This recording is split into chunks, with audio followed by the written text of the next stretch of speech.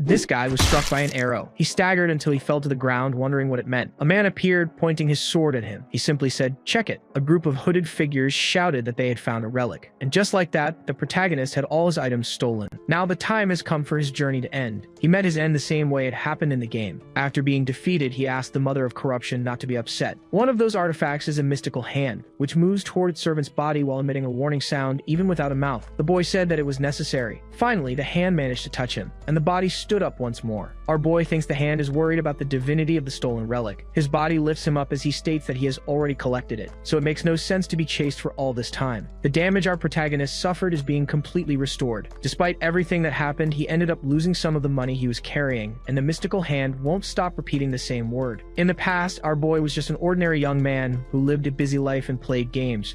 And he liked to use an editing program. Based on a game whose name he doesn't even remember anymore, he still kept having fun. He loved to play as the Priest of Corruption. This is a rather curious description, as it's hard to imagine what the Priest of Corruption does. It's difficult to progress and even to play, one of the most challenging classes in the game, but our protagonist felt very enthusiastic every time he played this way. One time, he managed to complete all the tasks, and that seems to have caused a bizarre reaction in front of his computer. After being pulled through a portal, he ended up becoming the Priest of Corruption himself. Now he carries with him that mystical hand that repeats only the same word. It seems that only our boy hears this voice, as if it were the lead singer of a heavy metal band, the Mother of Corruption. His journey with her began 5 years ago when he first served her. Upon waking up in the game, our protagonist had only two things: a robe from the Order of Corruption and the hand of the Mother of Corruption herself, resting on his chest. He also felt an intense presence, as if he were connected to that hand, which eased his acceptance process since he was now inside the game's world. According to the description of this universe, the Priest of Corruption is a being modified by mystical means and ancient rituals. As a result, our boy has an enhanced physique, as well as heightened senses. That's why his body can only be defeated by deities. That sword didn't even leave a scratch. Our boy also suspects there might be something different about his brain. He was never able to withstand conflict scenes so well, but after becoming a Priest of Corruption, intense situations became commonplace, and he's not even affected by them. A terrible side effect he feels now is that his body is unable to feel absolutely anything, not even the taste of things. Back in the city, our protagonist is receiving his identification. He would also like to receive another job, as it's good to keep busy. The secretary said she would look through her papers. There might be something suitable for him.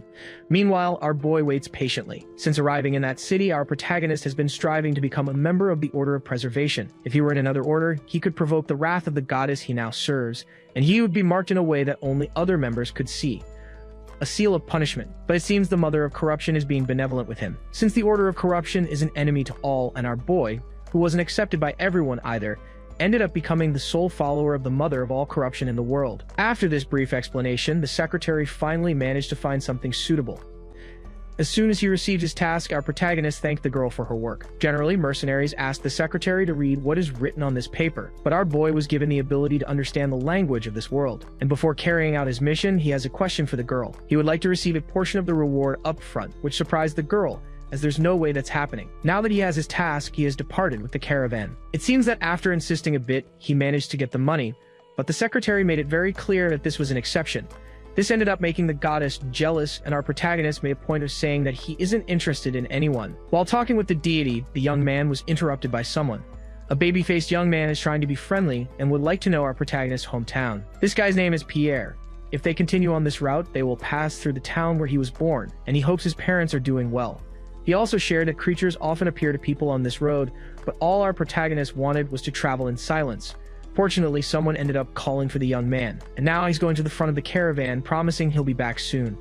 The goddess told our protagonist to confront everyone, but he doesn't want to do that, as it would make his trip much more troublesome. Dialoguing with the Mother of Corruption, our protagonist made it clear that he needs money and would like to be able to keep warm this winter. This justification seems to have been reasonable for her. Now our boy can walk in peace. However, he realized he was too sharp in his argument, stating that he wouldn't do it again. The goddess's hand opened inside his coat, and our boy wants to know with how many fingers she rates these people.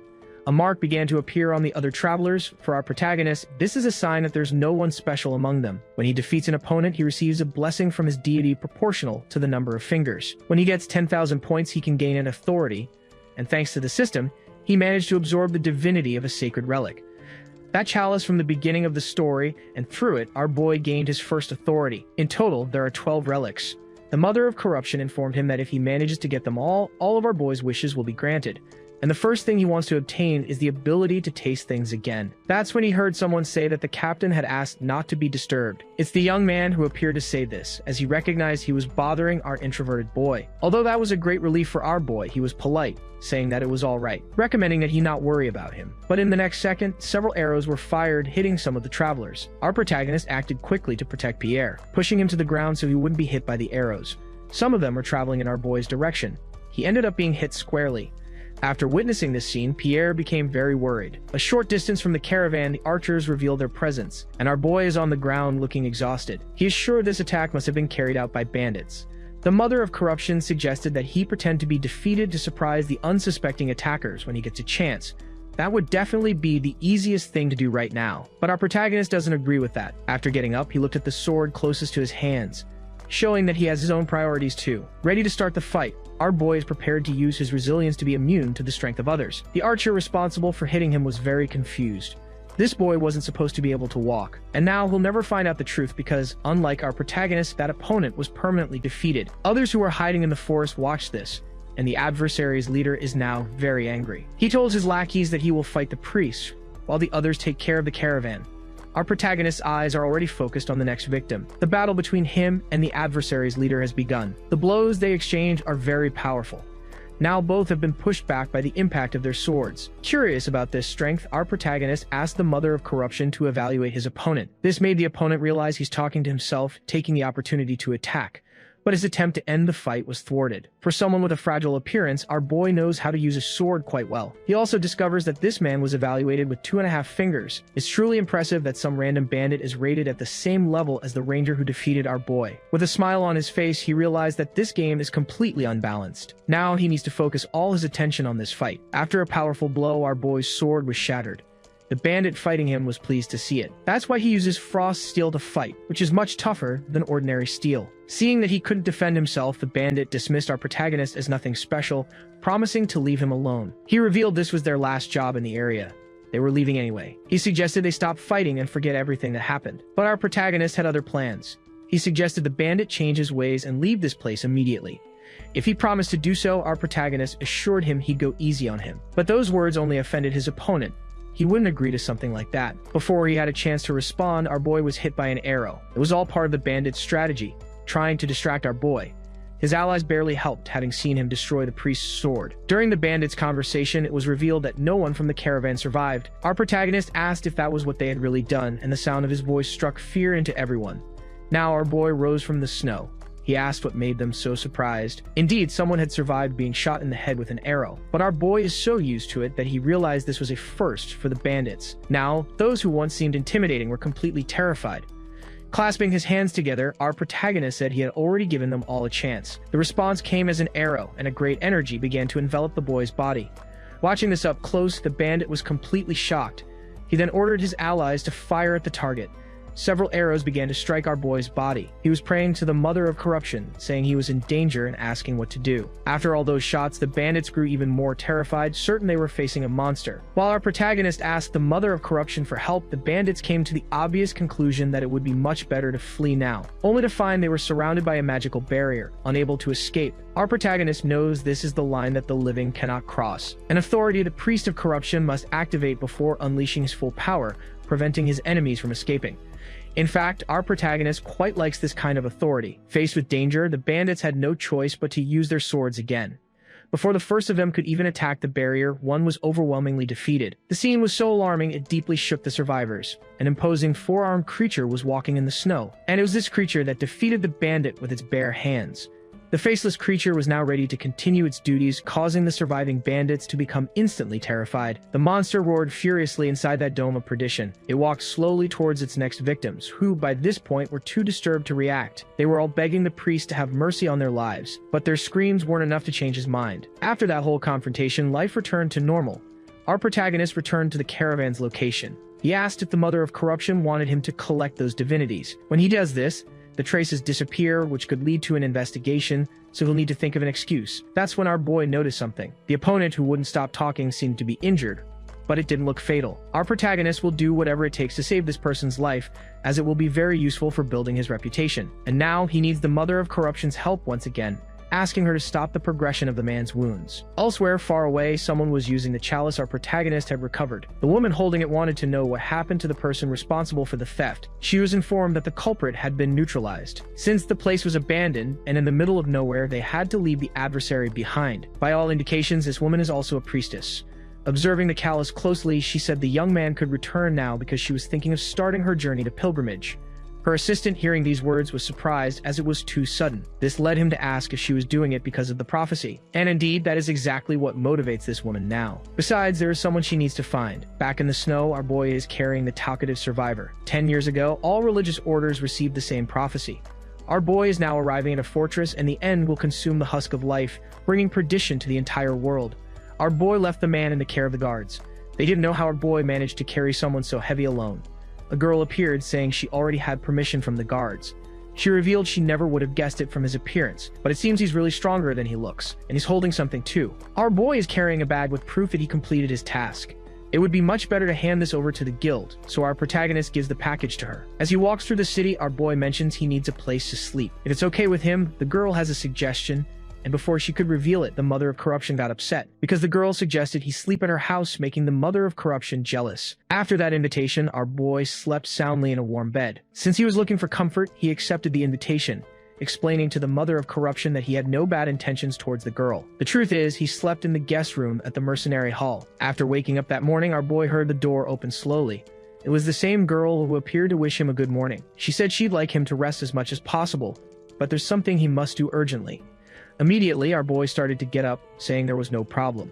He wanted to know what was so urgent, and the girl informed him that the Lord wished to see him, all while the mother of corruption's presence showed her disapproval. Our boy found the invitation strange.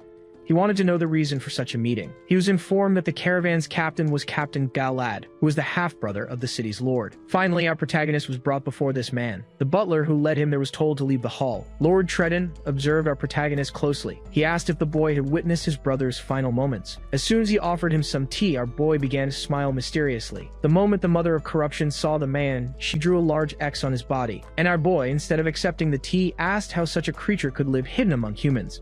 Because he is, in fact, a demon.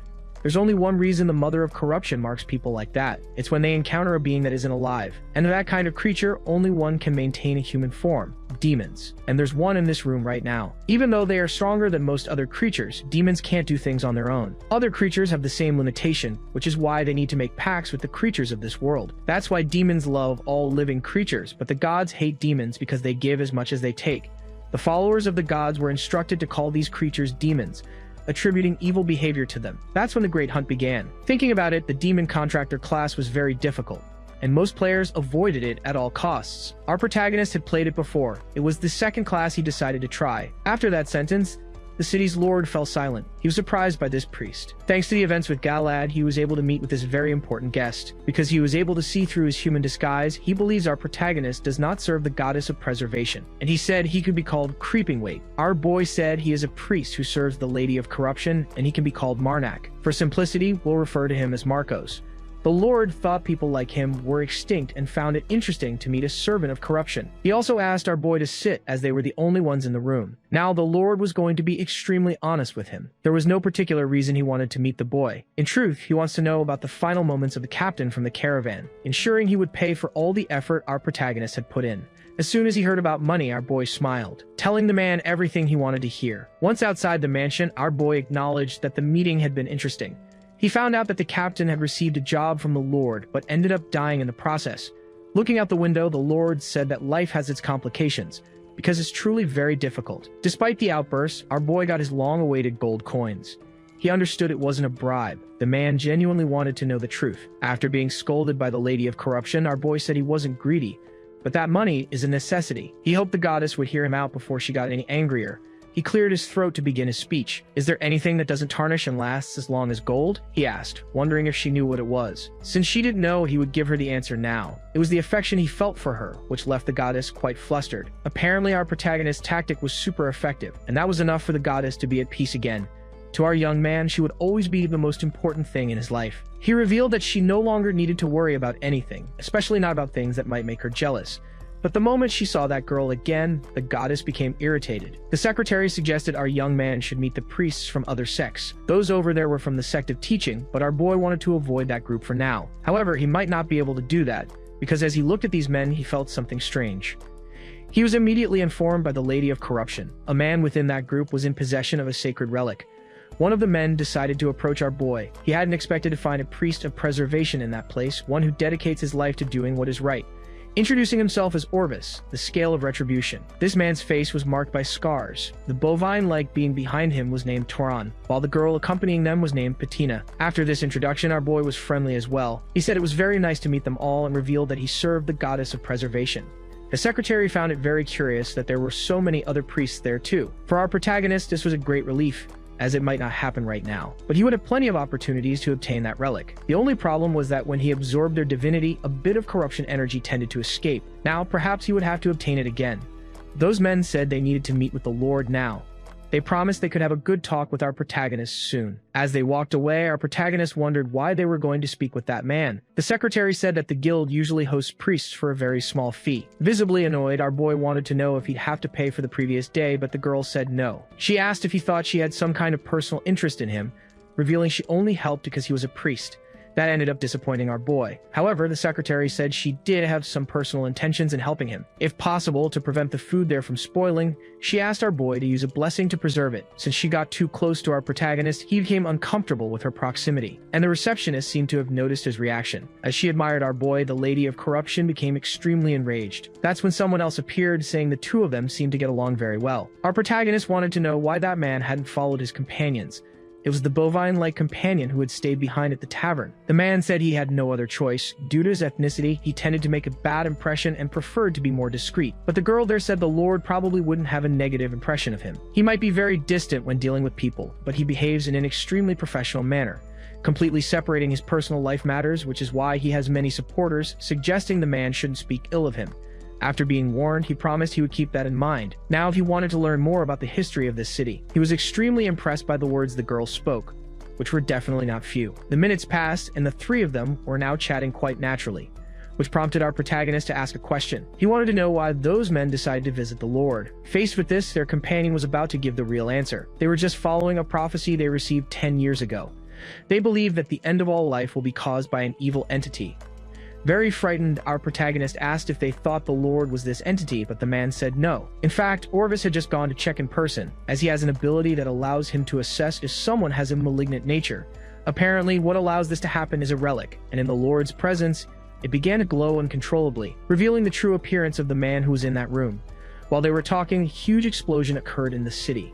A creature resembling a large crocodile was furious. Our protagonist looked fearfully in the direction of the sound, wondering what could have happened. The priest immediately grabbed his hammer as he was ready for battle. He managed to land a powerful blow on the creature that appeared in the middle of the city. The impact was strong, aimed at neutralizing the threat. That was the hammer of punishment that Orvis carried. Far away, the bovine-featured priest knew his companions were fighting and needed help immediately. Our protagonist asked him to go on ahead, saying he would follow shortly.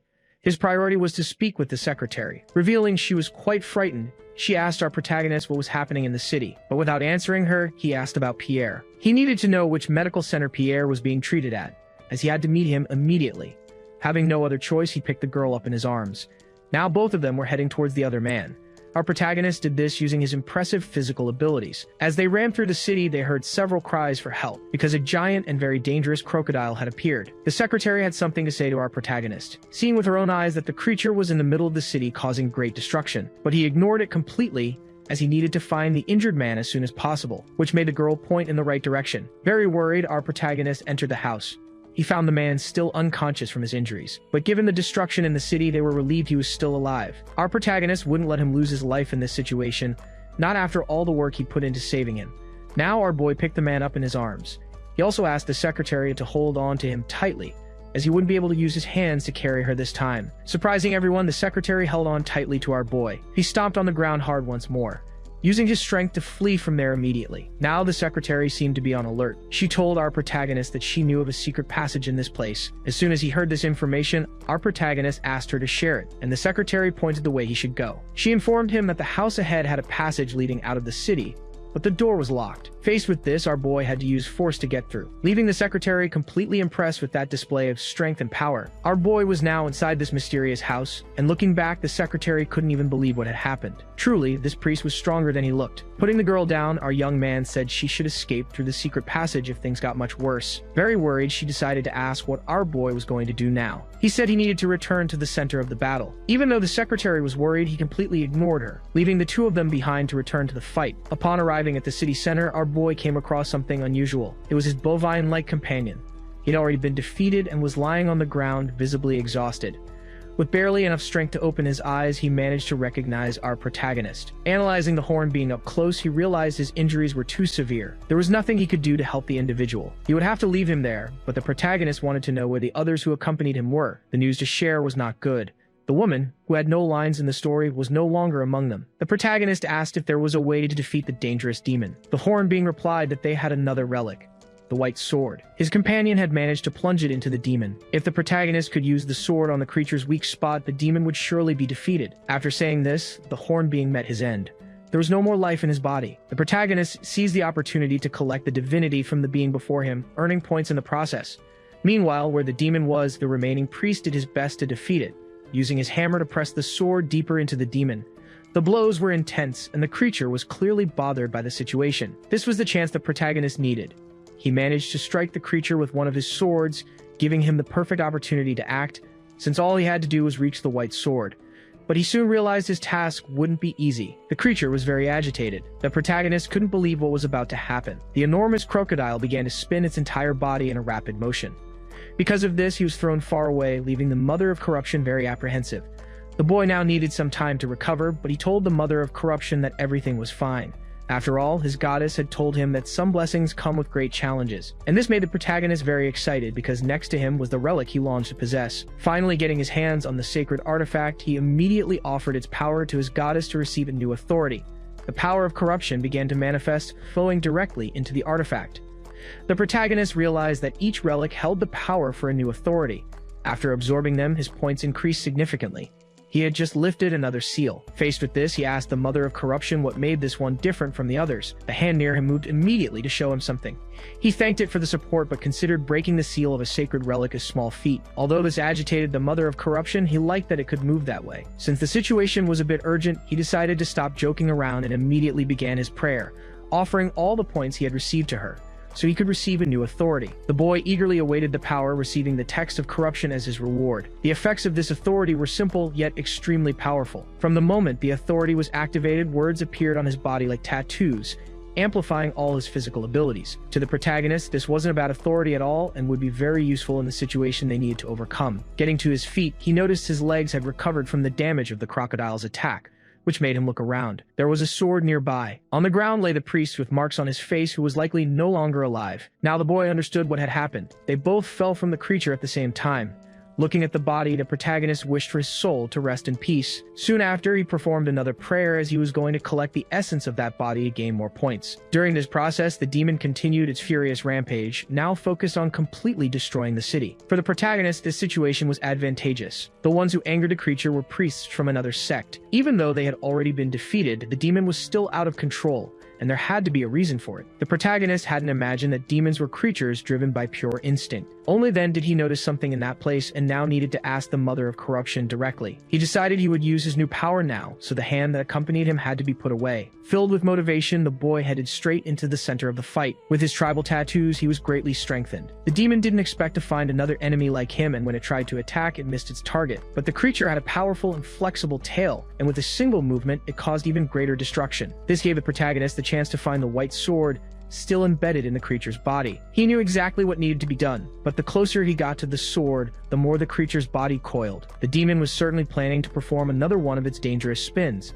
but the protagonist was already prepared for this and waited patiently for the move to be executed. So he backed away from the creature's body, which in the next second unleashed its devastating spin. The protagonist had to move back to avoid being caught in the destruction. The demon's power was so immense it was causing explosions in the city. The shockwaves were so brutal that windows shattered on their own. Even the protagonist felt the strong impact, which would be good for the fight, and now the demonic crocodile was ready to continue its rampage. It's explained that when the boy uses this new authority, his body begins a process of internal weakening. If the battle takes too long, he will end up completely incapacitated.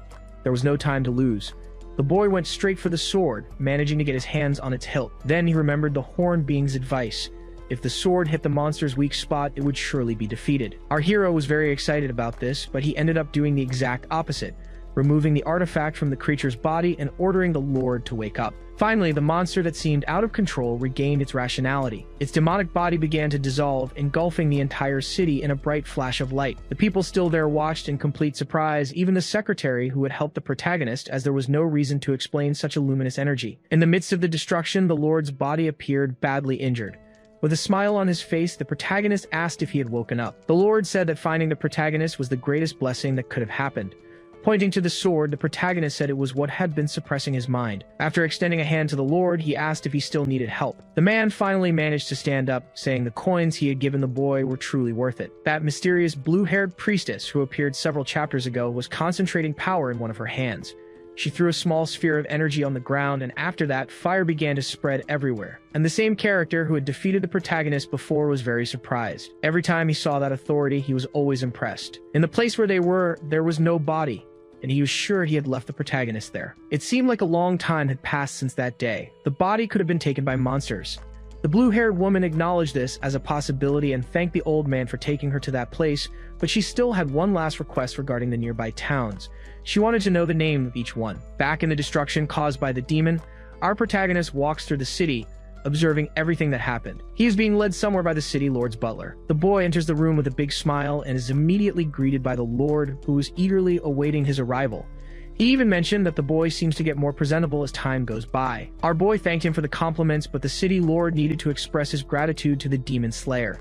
However, the protagonist knows the demon is alive, and the lord said that even creatures like it deserve to live.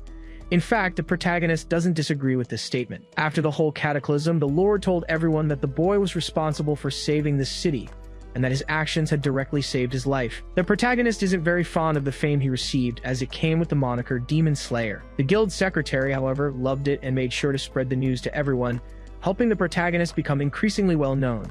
Everyone was amazed by his deeds, since for all intents and purposes, he defeated that demon without a single scratch. While people speculate about what he can do, the boy just wants to run away. Meeting with the Lord, he mentioned being impressed with the quality of the prosthetics the Lord was using. The Lord revealed he only does this in front of our protagonist. In front of normal people, he pretends to have limited movement, not moving naturally. Because to have this mobility, he has to pay a very high price. Our protagonist was immediately curious to know what it was, and the Lord said he would find out soon enough. Because the hair on his head is starting to fall out like leaves in autumn, the Lord is sure that in a matter of months he will be completely bald. This situation made our protagonist very emotional, as hair loss is a sensitive subject for any man. In any case, the Lord wants to know if our protagonist has a free week, and the boy said yes. This answer is perfect, as he has an ideal task for our protagonist. The rumors that he defeated a dark creature are spreading, and this is related to the existence of the Empire's sacred relics. Our protagonist's reward would be many gold coins. They would be paid in advance if he proves his worth in exploring the ruins. They would even be willing to give our boy one of these relics. That's when our protagonist realized things were happening just as the mysterious figure had said, so he needed to check it out for himself. He immediately accepted the job offer. Long ago, there was an ancient empire that marked the Age of Mages, bringing unity to the entire continent. Now that technology has advanced, its sacred relics have become precious treasures, and most of the valuable items in the world today are relics from that ancient empire. After receiving the mission, our protagonist went to meet his collaborators. The person who requested the task is named Valtus. That's a well-known surname, as his father is the leader of the Black Wolves. However, the young man made it clear that he is not the man's official heir. Our protagonist started thinking about it. He never imagined the leader of the Black Wolves would have a son under these circumstances, since he had been alone after losing his wife. Filled with curiosity, our protagonist decided not to ask any more personal questions, so he asked to be introduced to the other people on the task. The one in charge of magic is named Tunisa, and she will guide this expedition to the relics. Meanwhile, the Horned Warrior is named Sukas, responsible for the heavy lifting. Finally, they were formally introduced to our boy, who also told them his name, Marcos. Now that everyone knows each other, the expedition leader wants to start their journey. It will take 2 days to reach their destination. There will be plenty of time to talk as they walk. After 2 long days, they are resting in a clearing. The fire is the only thing illuminating the inhospitable place. Looking at our protagonist, the expedition leader asks if he isn't going to sleep as it's necessary to recover. Our boy said he had slept enough, and even though there's still a long time until sunrise, he doesn't want to sleep. The expedition leader asked if he had any interesting stories to share, guessing our boy had many suitors. Embarrassed by this assumption, our protagonist said he had no experience in such matters. When Valtis asked if he had a particular type of woman, our boy remembered the hand that travels with him, saying he likes women who stay by his side, and the goddess paid close attention to this. Valtis agreed, saying it's great to wake up next to someone special. He believes the most interesting part of a partner is her personality. The mysterious figure ended up liking this opinion, completely approving of the comment. But Valtis said a good heart is the most inviting quality, like the gates to happiness. He told our protagonist that he admires people with great qualities and strong personalities. Our protagonist said it's very important for a person to know their own goals, as this guides each person's personal journey. He suggested the young man not talk about it in front of women, but Valtis said he only mentioned it because they were alone. He feels comfortable when talking to our boy, as if they were good friends. Excited by this, our protagonist ended up agreeing. That night, the two of them ended up laughing a lot and sharing stories. During this time, the mysterious figure recommended that our boy be more selective about making friends, but he really enjoyed talking with Valtis. After that long journey, the girl with them said they had arrived. She began to remove the hood from her face, stating that she was going to open the ruins. Entering the ancient ruins was easy. The first thing they needed to find was the key. Then, they moved to the coordinates written on the key, using the ancient language engraved on it. They finally managed to insert the key into the portal. That shouldn't be enough to grant access to the ruins, but only mages can read the ancient language.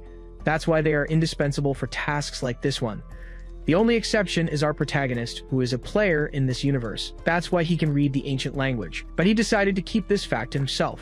With the portal open before them, it was time to enter. Once inside the ruins, our boy was amazed, as it's very difficult to get a key like that. It was as if they were in a completely different world. Compared to the ruins Valtis had explored before, these seemed very well preserved.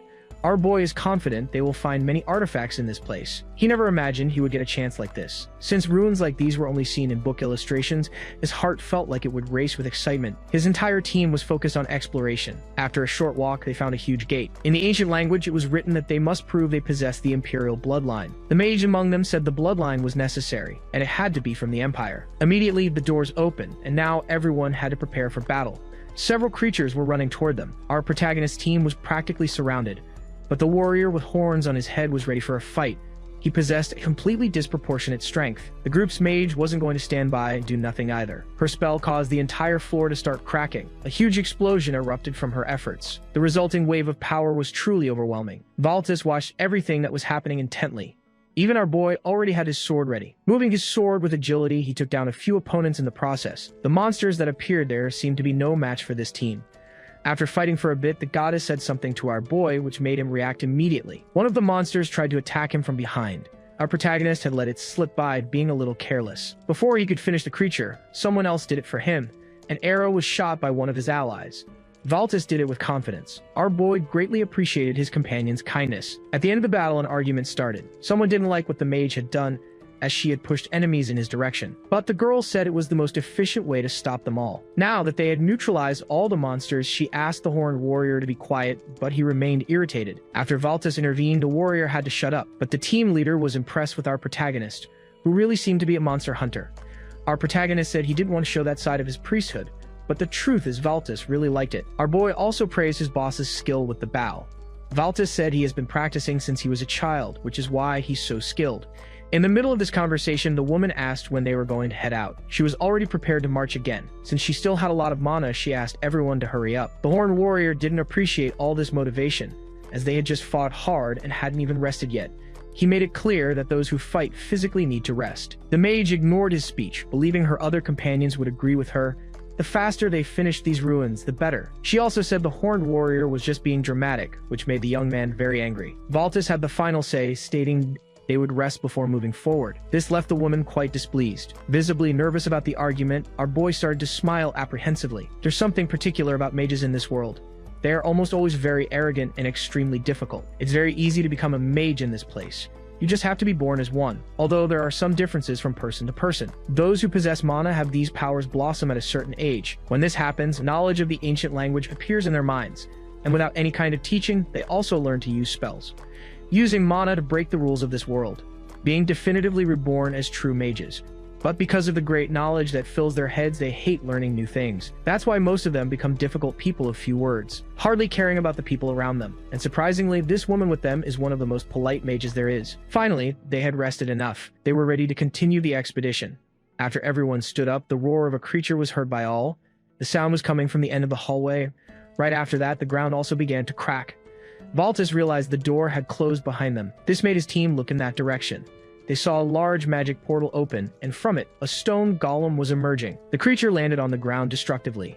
Its eyes were glowing with a threatening aura. Our protagonist was excited about this. He was already suspicious of the strength of the adversaries in these ruins. It seemed they would now have a real challenge, and that monster was the obstacle that needed to be overcome. The horned warrior already had his sword ready, but before he could do anything, the mage told him to get back immediately. Before the fight began, she would use one of her techniques. Reciting something in the ancient language, she made a great power appear at the tip of her staff. A large volume of rocks was hurled toward the creature, positioned above its head. The golem's single eye began to glow as well. It was at that moment that the expedition leader felt something was wrong. He said it was dangerous, ordering Tunisia to get out of the creature's way. Just as he had said, a sphere of energy appeared in front of the golem.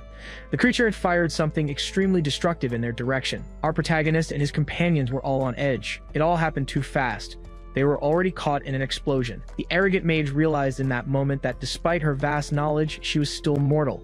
Before her, the golem was ready to prove that no one lives forever. With a single blow, it defeated her. Even their horned companion was terrified watching it happen. The girl was arrogant, but she didn't deserve that end. The group was now missing a member. Our protagonist noticed his companion was in shock and desperately yelled for him to move, but the poor guy couldn't react. He was thrown forcefully against the nearest wall. His body suffered significant damage. For the monster, only 2 enemies remained to be defeated. Facing the danger, our protagonist asked if Valtis intended to get out of there alive. Fearfully, he said yes, and our protagonist ordered the young man to hold on tight. Without understanding what that meant, he was hit with a blow to the chin. This way, our protagonist managed to pull him from the fight. Speaking to the mother of corruption, he said there was no time for prayers this time. She needed to send that creature immediately. That's when the golem saw its new adversary. The pale, imposing creature launched into an attack. It struck the enemy monster with precision. While they were engaged in a fierce battle, our protagonist had the chance to escape. It's a real advantage to be able to count on that bizarre creature. In the process, our boy managed to absorb a few things, gaining divinity points. They were the weapons of his fallen companions. In a safe place, he managed to lay the expedition leader on the ground. But now, our protagonist needed to think about other things. The fight between those creatures would take a long time. That's when the mother of corruption began to speak to him, giving our boy a brilliant idea. He no longer wanted to waste time and decided to use his second authority to fight. He had only one target. That large metal monster that had defeated his companions. In fact, our protagonist wanted to claim the bluish gem on its head. With the pale creature's help, it would be very easy to get it. And since that stone was the only different part of its body, something must happen if it's destroyed. Given this, our protagonist decided to find out what would happen. After climbing onto the pale creature's body, he leaped toward the enemy, aiming directly for the blue sphere. He completely destroyed the object with the help of his sword. After landing that precise blow, our boy returned to the ground. It seemed his enemy could no longer move.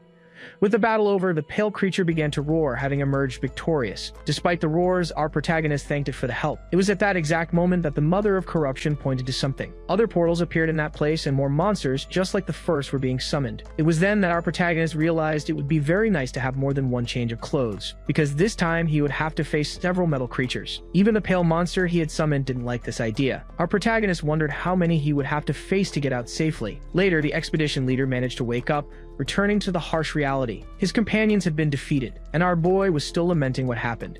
He wished he could have saved them, but it all happened too fast. Valtis said that when the metal giant appeared, they should have activated the key. Now, full of regret, he believed the losses were due to his greed, but our protagonist informed him that those people were hired for a reason, and they were fully aware of what could have happened. Now they needed to understand where they were. Our protagonist said they were beyond the black door. At that moment, Valtis was completely bewildered. But then he came to his senses. Realizing he had been knocked out to be saved, he didn't want to ask our protagonist too many questions. He assured him that he would repay this debt somehow. Our boy was happy with this attitude, revealing he was eager to be paid in the future. In fact, he tended to accept people's offers. And if his companion was well enough, it was time to move because he hadn't defeated the metal giant. He had chosen to flee from all of them. Valtis, after hearing this, decided it was time to move forward. But after defeating that first enemy, our boy was confronted by 3 more. To escape, he left the albino giant to face the enemies alone. This way, he managed to open the door and push the expedition leader inside. The instruction he gave the albino giant was to return after it was all over. He just hoped the creature wouldn't be upset about it. After walking down that corridor, our boy found something. That seemed to be the end of these mysterious ruins. He instructed the expedition leader to examine the place. After entering the next hall, they found a guarded artifact as well as a small necklace. For them, this was confirmation that the stories in the books were completely real. Valtis had something to ask our protagonist, even though he acknowledged he had no right to do so. He wanted to keep the necklace, promising he would reward our protagonist for it, but our boy had no idea what that artifact could be. Valtis said it was called the Bloodline Pathfinder. If you place a sample on it and think a bloodline you're searching for, the necklace will use the user's sample to point the way. Our protagonist had a vague idea of what Valtis wanted to do with it, and to be frank, it was quite obvious. He wanted to find his own mother, a person he had never met. Given this, our boy asked if he could keep the sword that looked more like a saw. Honestly, it was a perfect fit for him. After collecting the items, they made a campfire outside. Valtis wanted to avoid any piece of metal bigger than him for the rest of his life. If they had lingered in that room any longer, things would have gotten very complicated. Valtis even started to believe they were going to perish. And because of that, he had something to say to our priest. He wanted to receive a blessing from him after such a dangerous journey. Our protagonist said he could do it immediately. Valtis then closed his eyes. With a drop of blood, he asked the goddess of preservation to protect them, which made the mother of corruption furious. Valtis was ready to use the artifact. He dripped a bit of his sample onto the necklace. Immediately, a mysterious energy manifested before them, and by all indications, the young man seemed to have received some guidance. An arrow appeared on it, pointing in a direction, giving him hope. He now knew his mother was alive. Our protagonist was happy the artifact was working. Valtis made it clear this only happened because of the young man and didn't know how to repay the debt. Our boy said he would accept his gratitude. Then, the young man revealed he had one last favor to ask. He wanted to continue working with our protagonist until he could find his mother. Since they were heading in the same direction, they could pass through the capital, so our protagonist could be rewarded for this job. Valtis guaranteed he would cover all the expenses for this trip as he had sufficient resources. Our protagonist was inclined to accept, but he was sure his true intentions would be read. He remained silent, staring at the campfire, while the young man waited for an answer, until the silence started to become awkward. Our protagonist didn't want to be seen as someone shallow, so he stood up and shook the young man's hand, promising he would assist him on this great journey. This brought great enthusiasm to Valtis. Back in the city, the secretary wasn't pleased to hear our protagonist was already leaving, especially after everything she had done for him. She found his behavior unacceptable, and the mother of corruption started to feel jealous. The girl asked to see our protagonist's hands, but he didn't understand what for. Usually, something like that isn't ready so quickly, but she had done her best to make it happen, and our boy was surprised by the gift he received, a mercenary's insignia, and it was made in record time. The receptionist now awaited our protagonist's words. Not knowing what to say, he just said thank you, but she wanted to hear a see you later and a promise that he would visit her. That was the answer he was supposed to give, and hearing it, the mother of corruption was displeased. With his eyes closed, our protagonist wanted to apologize to this girl. Since he lives a life of wandering, he might not be able to keep that promise. The girl said that if he kept living like this, he would never be able to date anyone and might end up alone.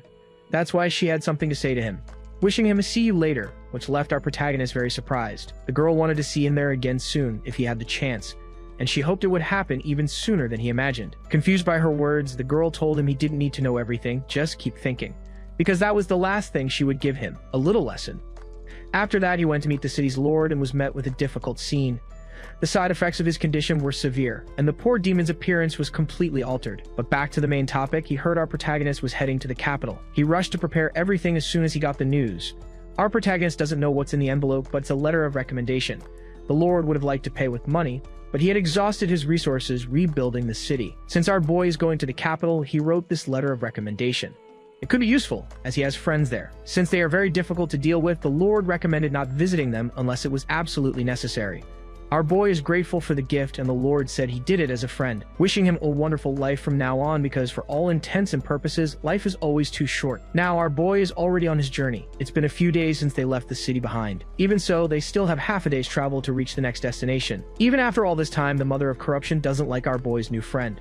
She only accepted him for one reason. Valtis was assessed as having high potential. If his skills are analyzed, our boy will receive 10,000 divinity points. Not to mention he has the potential to become even more powerful. This makes our protagonist quite enthusiastic. He also likes his radiant personality, so he'd like to keep him around. But his thoughts were soon interrupted. Our protagonist immediately drew his sword. Valtis doesn't know what's happening, but our protagonist senses a dangerous presence, and it's approaching their location very quickly. His sword is already poised for action, and something rushed past where they were. A giant spider is ready to face the pair. It emerged from the middle of the forest. Valtis was terrified when he looked at the monster, because this creature is absurdly large. A snow spider. It hurled something in his direction, but Valtis already has his bow ready. Even so, he wasn't fast enough and had to be saved by our protagonist, who managed to strike the creature, and managed to injure one of its legs. Our protagonist realized that the next time he used this sword, he would cause massive damage to this place. It seems he was overcome by a battle frenzy. He acted with impressive efficiency, but our boy was already consumed by this feeling of power. With our protagonist's departure from the city, the Lord received an interesting visitor. It's the blue-haired priestess. He apologizes for having her in a messy room, but the city was recently damaged. But she doesn't mind. This leads the Lord to ask the reason for her visit, as it's unusual for the blue flame of the torch sect to be there. Then she placed a paper on the man's desk for him to examine. She wants to know if he has seen a man who looks like that. Despite the vague description, he immediately recognized our protagonist. Before answering, he'd like to know what this man did to be wanted. The woman said it's for personal reasons. This made the Lord apologize, claiming he couldn't recall anyone specific. He suggested the blue-haired girl continue her journey, as he didn't have much time to waste on such meetings. She seemed to get the message, leaving his room immediately. But the Lord realized she didn't have good intentions toward our protagonist, and he hoped he was safe, as he couldn't tell him what was happening. In the middle of the frozen forest, our boy managed to defeat the monsters, but he wanted to know what his friend was doing. He said he was extracting the spider's venom. Its paralyzing effects are very potent and can be used in various ways. It's very useful for coating the tips of his arrows, and it's also a good item to sell. Our protagonist wants to know how he knows something like that, and the young man revealed he had been on many hunts, because there's nothing better than learning through experience, removing a venom gland in the process.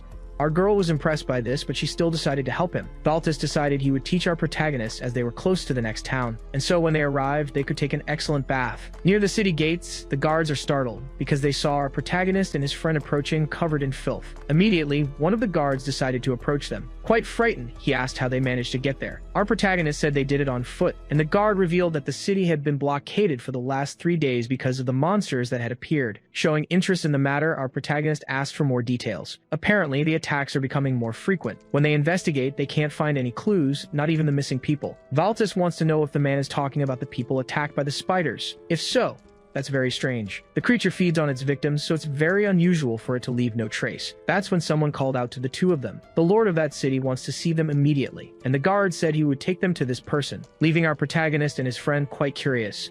The lord received them with great enthusiasm. He knows of our protagonist's fame as a monster hunter and is honored to have him in his city. Our boy already knows about the situation they're facing with the creatures, which is why the Lord summoned them, revealing that it wasn't just caused by the monsters. It's an organization that follows an evil spirit. But our protagonist believes that blocking access to an entire city might be too grand a task for a small association of fanatics. But, from what the Lord learned from the priests, there must be at least 4 sects involved in isolating this city. Kelton, compared to other regions, is a rather ordinary city. He doesn't know why this is happening right after he was appointed the new Lord.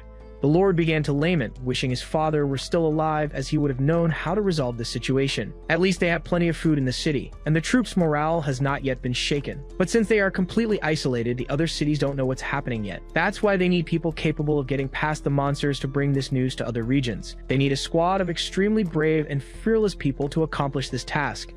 And the Lord looks intently at our protagonist, who seems to have gotten the message. He wants to come in on this task, promising that he would help in any way possible. Now, isolated in his room, he heard from the mother of corruption that he should have confronted the Lord and left.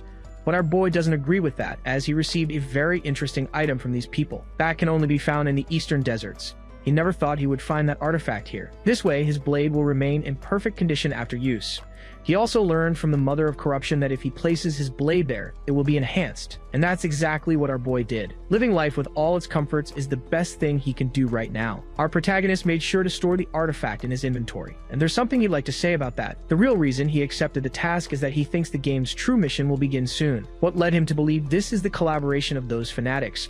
4 sects is too many to cooperate. An adverse spirit might be intimidating, but in this game's universe, they don't have much power. It's just a title that the major deities give to the minor ones. But among the worshippers of these spirits, it's nearly impossible to find anyone who is mentally stable. In other words, it's unlikely for these individuals to cooperate with one another. That's why our protagonist has a feeling that something is up. This city's isolation is definitely not normal. Outside, he's already on his horse, ready to put the mission into action. It wasn't long before they were chased by the spiders. Our protagonist realized the time was coming. He told his friend he would draw the creature's attention, but the young man was very worried about this idea. Valtis believes that even for our protagonist, this could be very dangerous. But our boy knows they will soon be caught, and his companion must be aware of this too. What they need now, reinforcements. And our boy said that Valtis needs to return with them. After that, he abandoned his horse to stay behind. leaving his friend in a complete panic. Our protagonist thinks he just acted really cool, but the mother of corruption is utterly embarrassed. He jumped from the horse, landing in the soft snow. Meanwhile, his friend moves on to the next town. The others with them also watched it all unfold. Among the spiders, there are also ferocious wolves. Several dangerous creatures are in the middle of that frozen forest, but there is an existence even more threatening than all of them. Our protagonist made a great effort to put on an act in front of those people. Now, with his blade in hand, he's ready for the confrontation. It's time to face these creatures and find the worshippers of adverse spirits. The monsters are advancing toward our protagonist, unaware of the sad fate that awaits them. Our boy charges with his blade against all his enemies. It is truly efficient at causing destruction, defeating anyone who crosses his path. The spiders are neutralized before they know what happened, and the wolves are defeated with no chance to react. The snow is marked by the trail of the battle. Our boy realized that if he has to do this every day, it would be a good idea to start carrying a portable toilet. He'll talk to the mother of corruption about this soon. It seems the enemies already know he's coming, but they have no interest in welcoming him. About to enter what looks like a cave, our boy is quite excited. Inside the place, there are some objects. He remembered someone had said that the carriages attacked on their way to the city were empty. Soon he found the first traveler who didn't survive. Our boy looked to examine the scene. This poor citizen was a victim of the spiders. He even understands the monsters need to feed, but he doesn't understand the place's decoration, as several victims had been captured and stuck to the ceiling. Faced with the mother of corruption's concern, our boy told her to relax, as he won't let his guard down now. What he'd really like to know is how many people lost their lives here. There are far more than the spiders could consume in 3 days. While continuing to examine the cave, our boy noticed something. He entered a very large chamber. It almost looks like a giant's residence. And that's not all. He felt a very intense divine energy, along with great hostility. Our guy asked if the being wouldn't reveal itself, and a great red energy appeared. He already knew he was being watched by a giant spider, and it was in the company of its offspring. The creature is preparing to attack. It descended to the ground, making a huge impact in the process. Our protagonist asked the mother of corruption to create that magic barrier. Immediately, the floor of the cave began to transform, leaving our protagonist quite pleased, because now he can use his authority with great joy. The albino giant is also appearing, and our protagonist has a goal. That spider will be handed over to the mother of corruption. Showing that dialogue is not an option, the albino giant arrived using force, while our protagonist is preparing to use the power of the Maori tattoos. The truth is, the albino giant's fight won't be easy. He is already being attacked by the spider. With its legs, it managed to injure the creature and push it back. The two giants are fighting violently and grimly. That's when our boy noticed that the spider is twice the size of his ally, and she is very determined to win. Given this, our protagonist needs to find a path to victory. The first thing he does is use his blade. With a few moves, he defeated some smaller adversaries, feeling he could now focus on the queen's body. That's why he'll make sure not to damage it yet. He was also advised by the mother of corruption that there must be some weak spot on her body. Before he could think about it, he noticed a spider decided to attack him, but it was soundly defeated with a single blow. And our boy seems to have understood something very interesting about the divinity within this monster's body. The best strategy would be to immobilize the creature's legs. Approaching the epicenter of the combat, he ordered the albino giant to rush forward, promising he would help him this time. All our protagonist needs is for this spider to stop moving. As soon as he received his new mission, the albino giant began to carry it out, grabbing the spider's legs with his hands.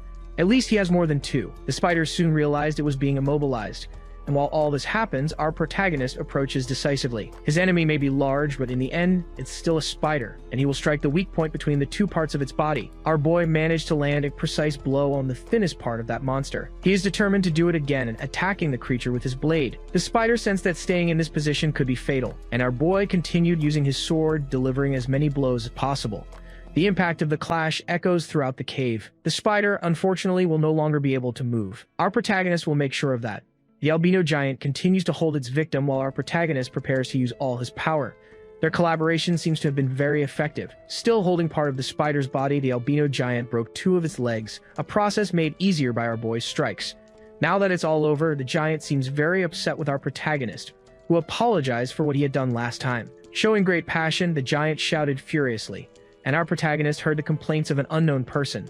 Someone was hidden in the shadows watching the entire battle. It's a woman, and she was inside the spider's body. As soon as he saw that, our boy said he already knew it was a person. But this woman seems completely enraged. She wants to know who our protagonist thinks he is to interfere with her plans, claiming he's also a follower of an adverse spirit just like her. Saying he doesn't know how much time she lost to gain control of that queen, he gets straight to the point and asks her purpose in that city. The woman said she wouldn't tell, but our protagonist has his methods of persuasion. He presses his blade against her to show he's serious.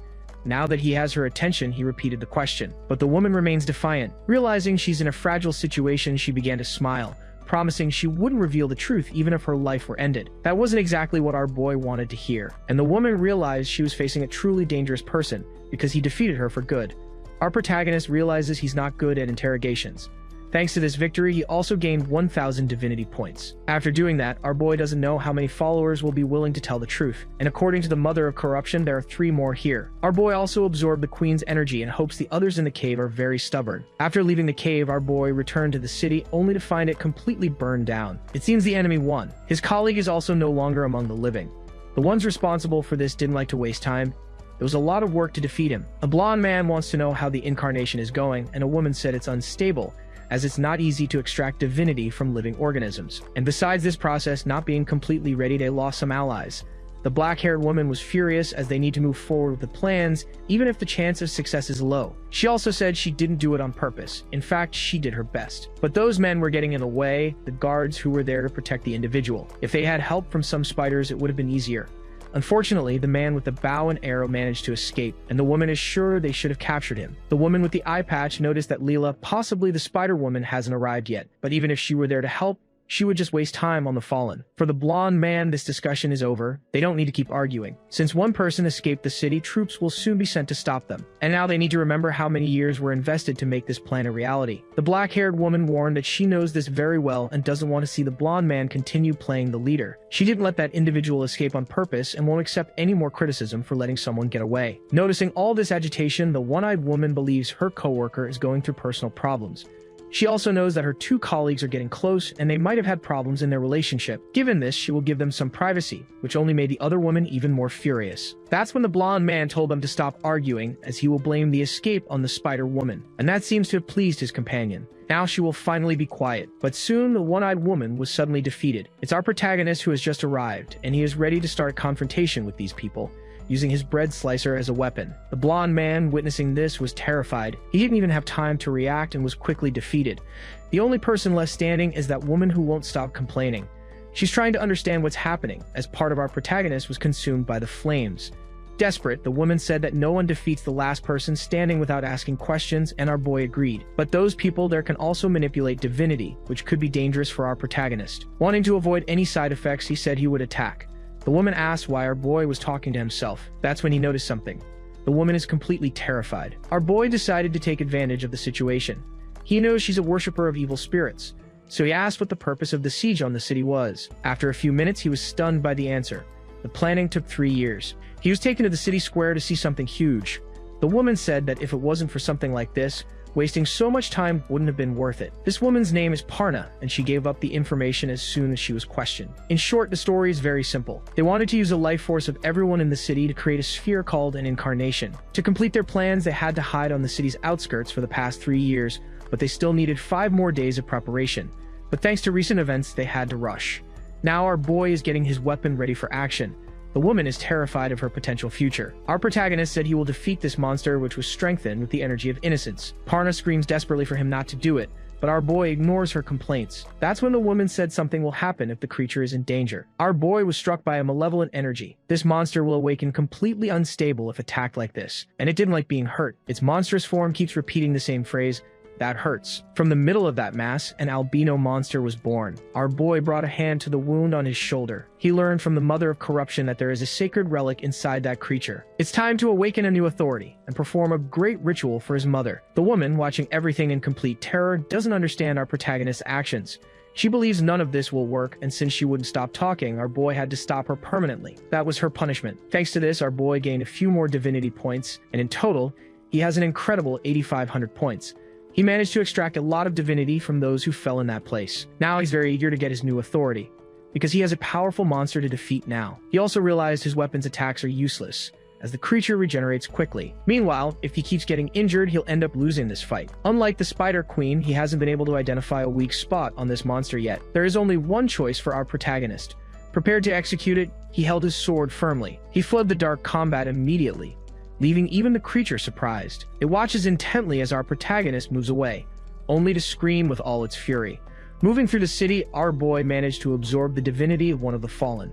He only needs a few more points to awaken his next authority, and as he passes the Fallen, he can absorb this energy. He decides he'll keep doing this until he has enough points to awaken his next authority. All this while the monster continues to chase its prey. This has just turned into a game, which makes our boy excited. If he gets caught, he loses. If he awakens his authority, he'll be the winner. The furious creature seems to be using some kind of ability, and its single eye began to glow. Our protagonist felt something different in his body. He was caught in the shockwave caused by the scream. Even the sound waves possess divine power. This thing is definitely a walking disaster. Tentacles are now sprouting from the creature's body. This made our protagonist realize he needs to use his sword immediately.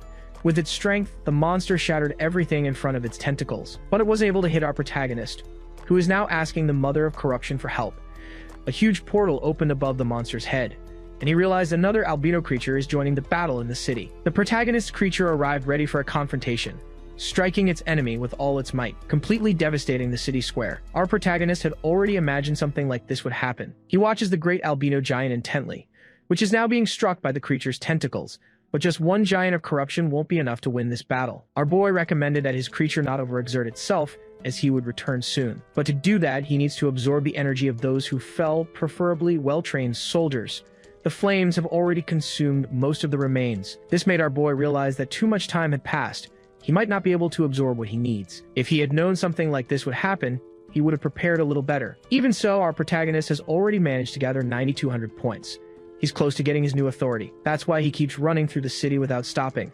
Until he was surprised by a strange noise, he saw with his own eyes that something shattered on the path ahead. Our protagonist had to shield himself from the approaching debris. At the same time, he drew his sword to protect himself. The monster's tentacles are already there too. He was nearly defeated, saved only by his weapon. Our protagonist is using his combat skills to stay on his feet, and the monster is determined to defeat him at any cost. It manages to surprise our protagonist by approaching from above. As soon as the creature landed, it also destroyed a large part of the ground, but it still hasn't been able to hit our protagonist effectively. It seems the creature's face and body have started to change, and this was immediately noticed by our protagonist. His adversary seems to have undergone some kind of maturation after fighting against the giant of corruption. The two are now facing each other, ready to deliver some great combat scenes. Looking at our protagonist, the creature extended its hand towards him, while showing an extremely malevolent smile. From its arm, several tentacles were launched in our boy's direction. He watched the approach of this attack very carefully. He managed to stop the tentacles that got too close to his body.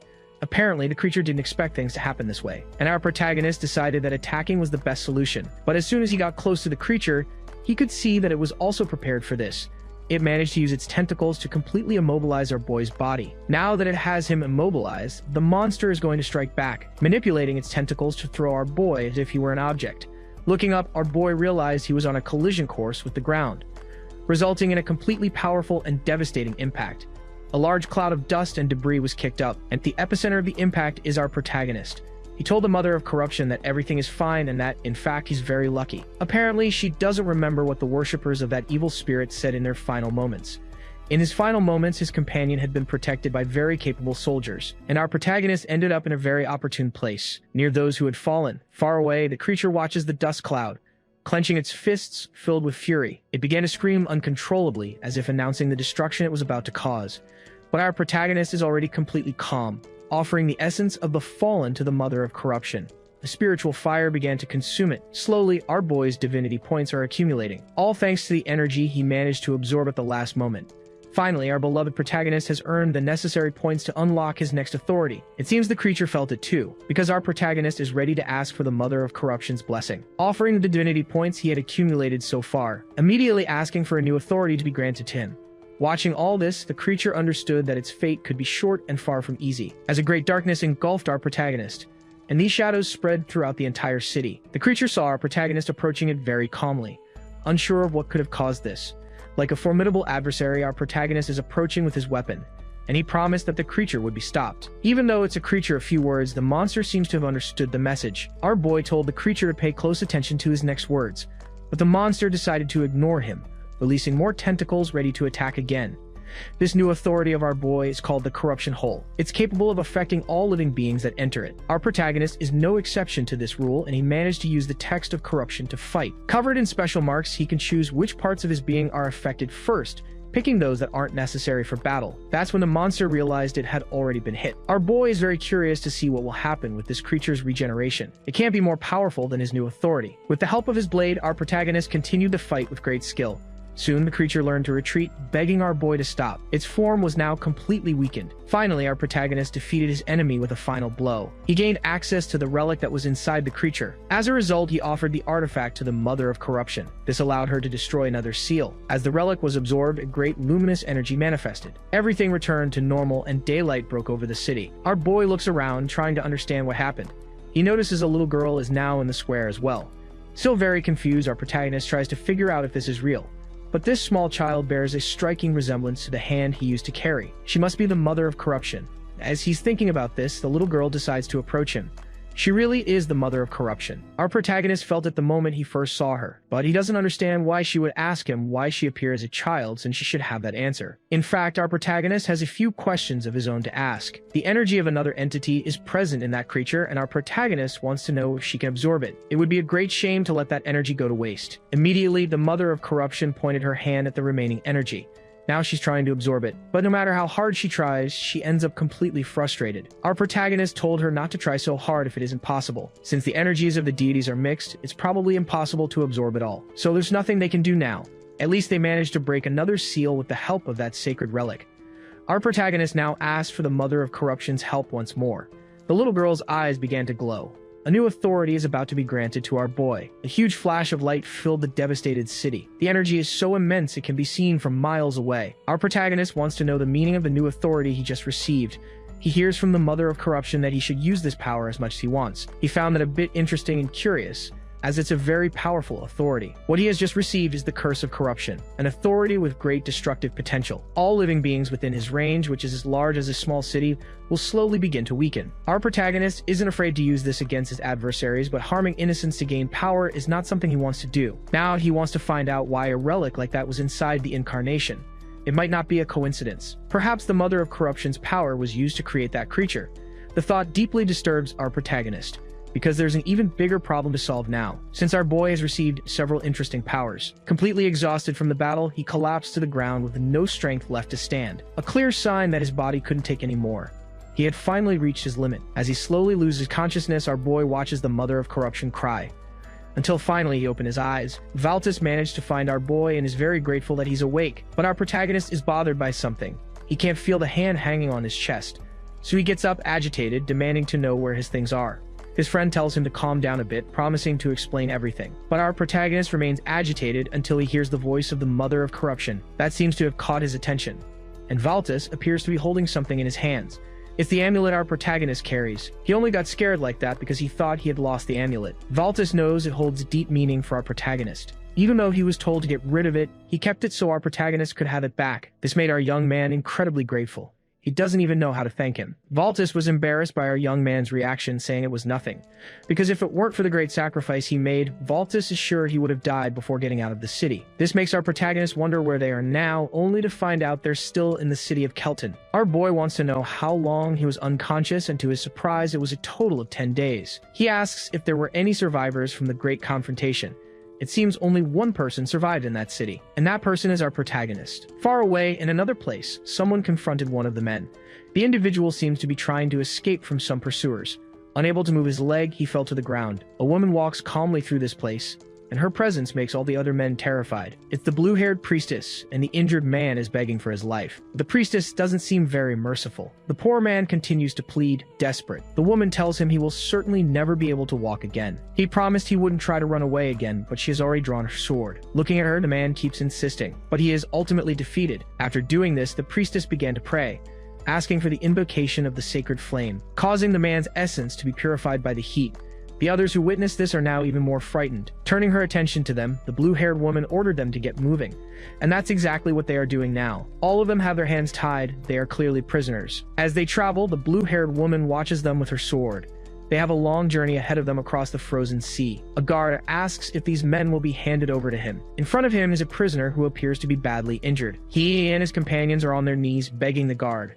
They ask to be put in jail as they don't want to be in the company of the blue-haired woman. If it were up to her, these men wouldn't be here anymore. The guard explained that the Lord of Kelton was the one who put a bounty on these men, but he fell after being attacked by worshippers of evil spirits, and it will take some time before the reward can be delivered. The guard also mentioned that the worshippers, as well as the creature they summoned, were all defeated by our protagonist. He was unconscious for 10 days due to the fierce battle, but he has just woken up. The priestess is very interested in the demon hunter, as that is our protagonist's reputation, so she began to question the guard about him.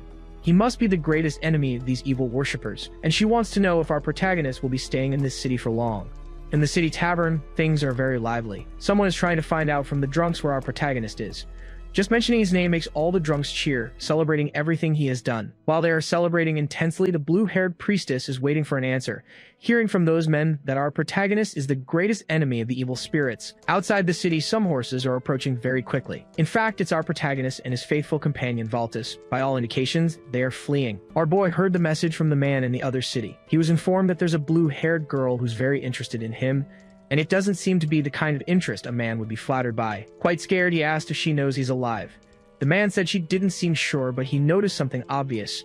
This woman will definitely not pass up the chance to find our boy. That's why they had to leave the city immediately. After hearing some advice from the mother of corruption, our young man said he already knows. It would be too dangerous to stay in Kelton. He must know by now. The blue-haired woman looking for him is the strongest among all humans, rated at 4.5 fingers by the mother of corruption. Since their departure was unexpected, our boy thanked Valtis for agreeing to it. The truth is, he liked the suggestion, as he also dislikes receiving too much attention. After hearing this, our protagonist was sure he really likes his new friend, which made the mother of corruption quite jealous. 2 weeks have passed, and they are still traveling.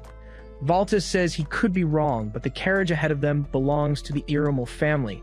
They watch the caravans approach carefully. Our protagonist knows this family belongs to the High Lord who lives in the south. Their symbol is a white flower, a camellia. Our boy wonders if they should greet them since they are about to meet, and it might be a good idea. It's very likely someone important is in that caravan. Valtis suggested they make way in silence. Finally, the two groups met. Our protagonist continues to walk calmly. That's when he felt something peculiar.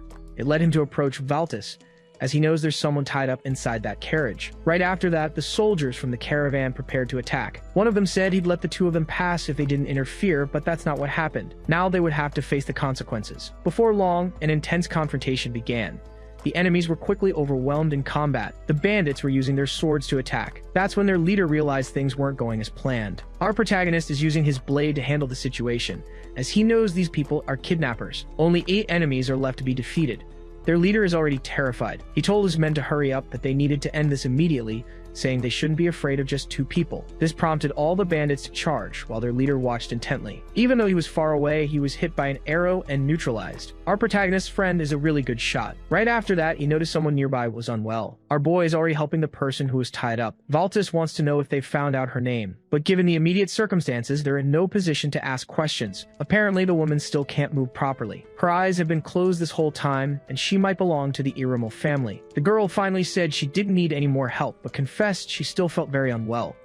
Valtis was immediately struck by the woman's presence, and she's thanking them for saving her, revealing that she is the eldest daughter of Kalto Iramal. Her name is Dakia. Since our protagonist's friend knows these people, he's aware that the man's eldest daughter is a mage. Our protagonist never imagined he'd be traveling in the company of a nobleman and a mage. Just by looking at her, he got the impression she might be rude despite her noble demeanor. Valtis said they could worry about that later, as he could tell the girl has a big heart. While the two were whispering, the girl discreetly asked for their attention. She wanted to know the names of those who saved her, even though she noticed our protagonist is a priest. Our young man said he's a worshiper of the goddess of preservation, and that he can be called Marcos. The girl really liked that name. In fact, she has a favor to ask him. Since she's having trouble walking properly, she'd like some help. She was forced to inhale an anesthetic gas, and it seems it's still active in her system. Valtis didn't miss the opportunity. While introducing himself, he offered to help her. The girl asked if he really wanted to do that. If he were seen walking with her, and if those rumors spread to the capital, he would be in serious trouble. People might get the wrong idea, and there would be much she could do to help him. The girl then asked our protagonist if she wasn't right. And indeed, our protagonist wasn't wrong about her nobility, let alone her skills as a mage. What's truly surprising is that she's someone who thinks of others so easily. Valtis decided to ask what had happened for her to end up in a situation like that. The woman doesn't have any concrete evidence about the culprit yet, but she has a very strong intuition about it. It was all planned by her brother, who has always hated her, and that wretched man's name is Durso.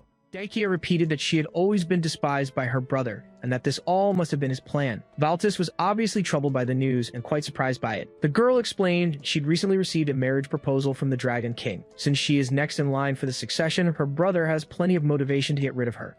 Our boy listened intently, acknowledging that even a degenerate must have reasons for such an act.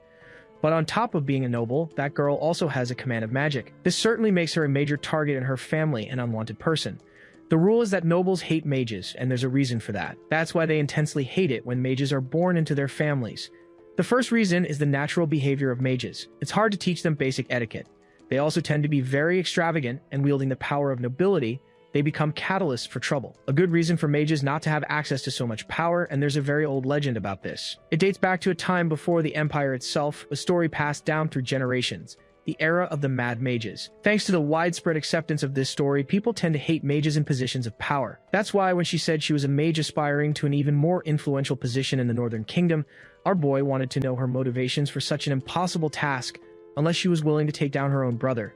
This ended up occupying his thoughts. At least that would have been the case if she had only told the story once. Dakia now asked them both to be honest with her. She wanted to know if they were even paying attention. Answering her, Valtis said he understood the marriage was just an excuse, and he figured her family was trying to sell her off to another kingdom. And that's exactly what she believes. The protagonist acknowledged that he had paid attention to everything she said. He pointed out, however, that she had told that story at least 3 times, and he hoped she'd understand why they couldn't focus solely on her. In fact, while she was telling the story, the meat on her skewer burned. So our boy offered her the meat he was cooking, saying he would eat the burnt piece himself. Dakia was very enthusiastic about this small kindness. Our boy believes that next time she'll pay more attention to what she's doing, but that can only happen if she learns to talk less while cooking. The girl realized his words were a correction of her behavior, and she didn't like it very much. After they finished their meal, she asked if she could make them a proposal. Our boy was expecting something like this. Dakia wanted to be taken to Beatus, a territory belonging to her family. If they were able to complete this task, Dakia stated that she would pay them generously, the equivalent of each of their weights in raw gold, a proposal that awakened the protagonist's inner capitalist. He knew nobles were wealthy, but he hadn't expected such generosity from Dakia. Still, he already had a client at the moment. Escorting the young woman would delay Valtis' search for his mother. Besides, Valtis had proven to be an excellent friend, saving our boy's amulet, which could have been destroyed in a fire. The boy decided he would go along with Valtis' decision, while his greedy side told him he should start gaining weight to increase the reward. He had no desire to become obese just for that reason. Finally, Valtis raised his hand firmly, acknowledging that they were already involved in this story. He assured her they would take responsibility for it too, until the very end to honor their own name. Continuing their journey, the small caravan could finally see the next village approaching on the horizon. They were very much looking forward to the opportunity to take a hot bath. Arriving in town, they decided to enter the nearest tavern. Valtis had already managed to book rooms for everyone, and a hot bath was also being prepared. It was time to take care of their hygiene and get ready for a nice meal together. An enthusiasm that spread to his friends. A beautiful spread was presented to them. Dakia didn't even know where to start. In moments like these, our boy deeply lamented his inability to taste flavors. While he was eating, he noticed a commotion at the next table. The rude man was harassing the waitress, who was already feeling very uncomfortable. This prompted the head of security to ask the jerk to control himself. But the drunk didn't think he was doing anything wrong. He kept complaining loudly, completely ignoring the warnings he was given. Valtis sensed a conflict was about to break out and asked our boy if they should help, but someone in their group had already sprung into action. The drunk's face was met with a violent punch. Dakia definitely has no patience for this kind of situation. Her blow was so powerful that the drunk was sent flying as if he were a sack of potatoes. The people with him were now unleashed, and our protagonist realized a conflict was inevitable. Before one of them could attack the girl, our protagonist gently grabbed him by the head, slamming his face onto the smooth surface of the table so he could rethink his actions. After losing his smile, the man seemed to enter a state of deep meditation. This made our protagonist let him go, as his job had been successfully completed. Dakia thanked him for the help, and the tavern workers were also very pleased. Valtis was still trying to restrain the last troublemaker and noted that his friends should have warned him they were going to act. After all, they were a team now. That's when Dakia revealed she's been doing this since she was a child. She can't contain herself in the face of injustice. These words made our protagonist watch her with even deeper attention. She doesn't seem to have a problem with anger, but rather a problem with justice. Valtis took the opportunity to confiscate some items from the troublemakers, handing a small pouch to our protagonist. It was given to the tavern owner as compensation for the damage that had been caused. Money that came from the pockets of those idiots. As night fell, someone started knocking on Dakia's door. This made her ask who was outside. She soon found out it was our protagonist. She decided to let him in, wanting to know what he was doing there. But our boy grabbed her. He then slammed a knife into the wall right next to her. He told her she needed to be very quiet from now on so as not to wake the others. In a threatening manner, our boy asked if she understood his warning. The reason behind our boy's actions was exactly what Dakia had said earlier about not being able to stand injustice. They were currently being pursued. They needed to avoid attracting unnecessary attention. If she continued to behave this way, our protagonist would have no choice but to hurt her and hand her over to her pursuers. That would be a very tragic end for her. But our boy believed in Dakia's redemption. If she understood the meaning of his words, she should nod slowly for him. The girl was still overcome with deep fear. Even so, our protagonist got what he wanted. Ending the intense interaction, he wished her a good night, leaving a very frightened Dakia behind. Even the mother of laments thought our protagonist's attitude was a bit extreme, but he had to do it before the situation became even more dangerous. They still have things to discover on this journey, especially regarding Dakia Irumel, and whether she truly has a compulsive disorder that makes her react to injustice. The news of Dakia's escape from the ambush had already spread. The messenger tried to tell his boss that there were many unforeseen variables, and to continue the mission, more money would be needed. This information made the client completely furious. He had already paid an exorbitant amount of money. In light of this, he asked the messenger to approach him, only to be slapped across the face. This was the secret organization Isla, and this was manager Hilden. After slapping him, the man demanded to know why he needed to provide more money, not accepting losses as a justification, because if he heard that again, the poor man would end up paying dearly. Hilden immediately remembered something. He has a family to support. Their lives would all be in danger if he failed his job. Completely humiliated, he bowed his head to the floor, revealing that the reason the mission failed was the presence of a priest of the goddess of preservation. That was the real reason everything went wrong. The man who hired the service did not like hearing this news. It was unacceptable to him that a single priest had been able to sabotage his entire plan. But that small man knows our protagonist. Marcos is no ordinary priest. He was able to defeat a demon that had transformed into a massive giant using only a single sword. Soon after, in the city of Kelton, he defeated a monster created by evil spirit worshippers, which caused the death of everyone in the city. He did this all by himself, earning the title Bane of Evil Spirits. Knowing of these accomplishments, the man is now a bit more flexible. Knowing our protagonist is traveling with Valtis, it's plausible he managed to rescue Dakia. Now he's willing to pay extra to get the job done. However, he made it clear he won't tolerate another failure. This is the third prince of the Dragon Kingdom, Vadis Draco, and there are others who want to harm the girl. With the negotiations successful, Hilden felt a sense of relief as he can now return home safely. While feeding the mother of corruption, our protagonist is questioning if he was too harsh on the princess, since she seems like the type of person who would have understood. The mother of corruption disagrees. In fact, she thinks our protagonist is too concerned about this woman's life. As they're talking, someone decides to knock on his bedroom door. Our protagonist asked who was outside. It's Dakia, the person he just finished talking to. Our boy let her in. Very embarrassed, Dakia stepped inside. Even so, something in the room caught her eye. She hadn't imagined the priest would be having a meal so late at night.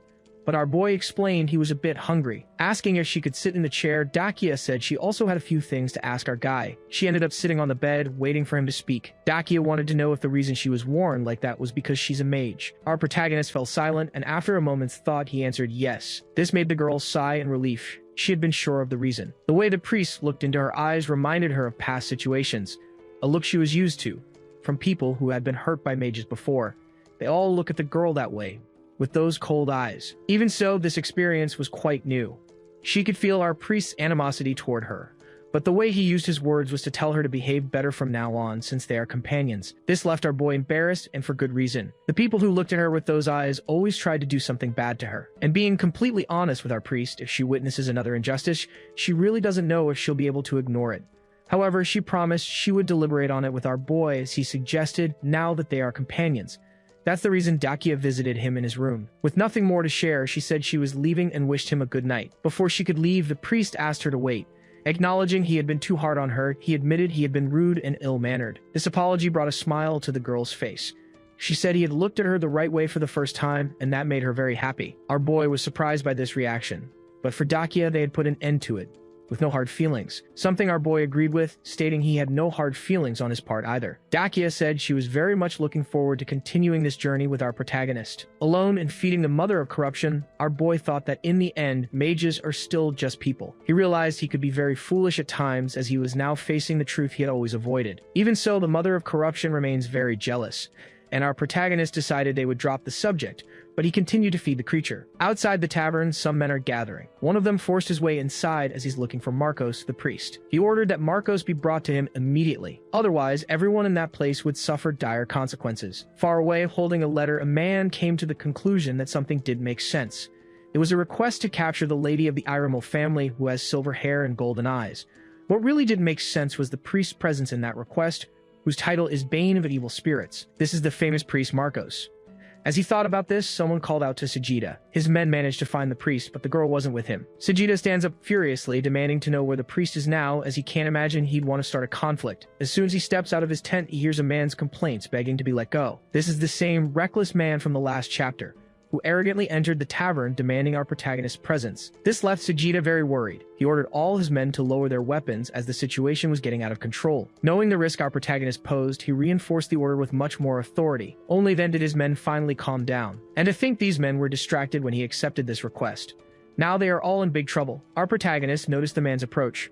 The worry is visible on his face, which is already sweating profusely. Trying to be very polite, Sagitta asked if by any chance he was speaking with the great priest Marcos. After confirming the information, Sagitta asked our boy to please carefully release the person he was holding. Finally, the man was let go by our boy.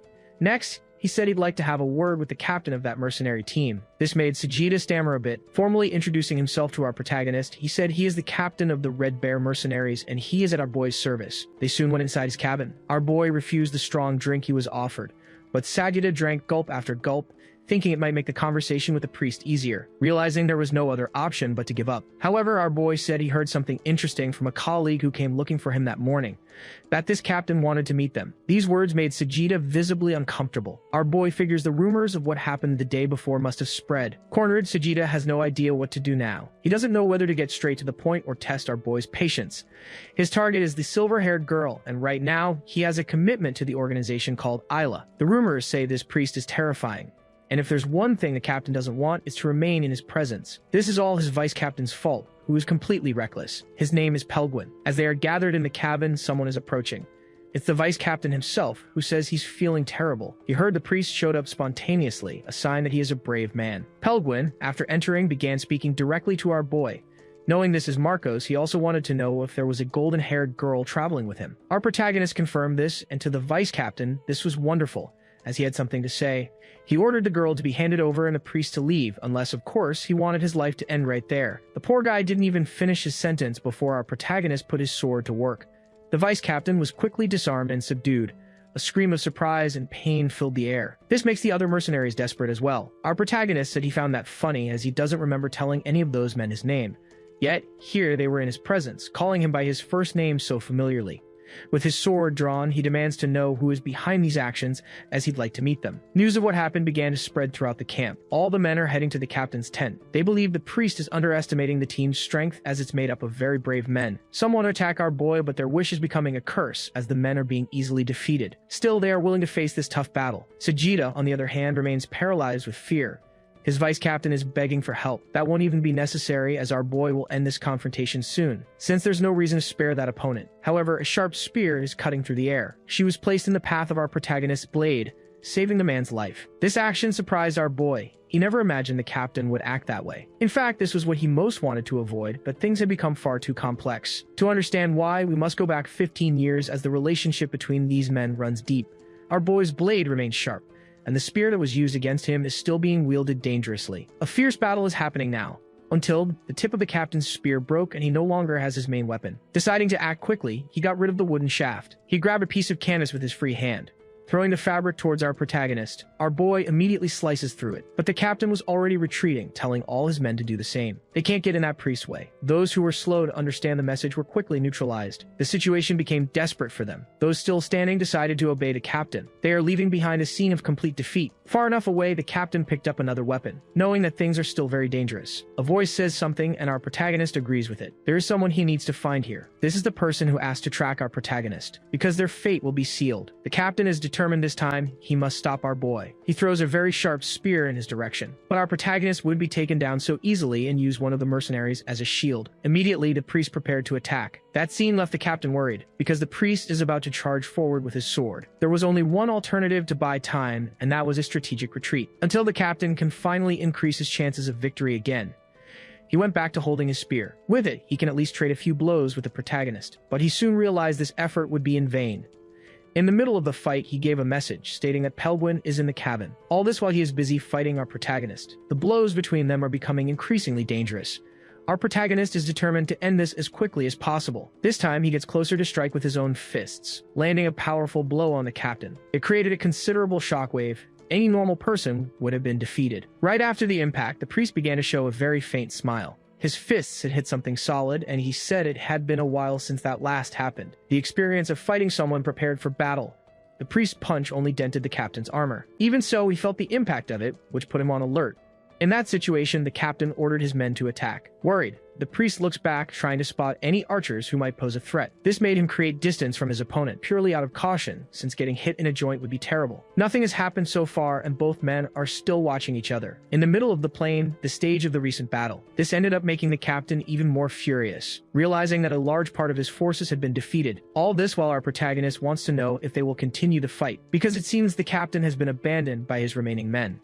Unable to deny this fact, the captain dropped his spear, acknowledging his defeat. He said he would tell everything he knew, asking only that the priest spare him. While he was telling our protagonist everything, they came to the conclusion that Pelwin is a terrible person. At least he's no longer a threat, which gives the captain a very strange feeling, especially after saying goodbye to all his comrades there. Interested in this mercenary, the priest asked if he hated him. Amused by the question, the captain said that if he answered no, he might have problems. To which the priest replied that it makes no sense to keep someone around who hates him.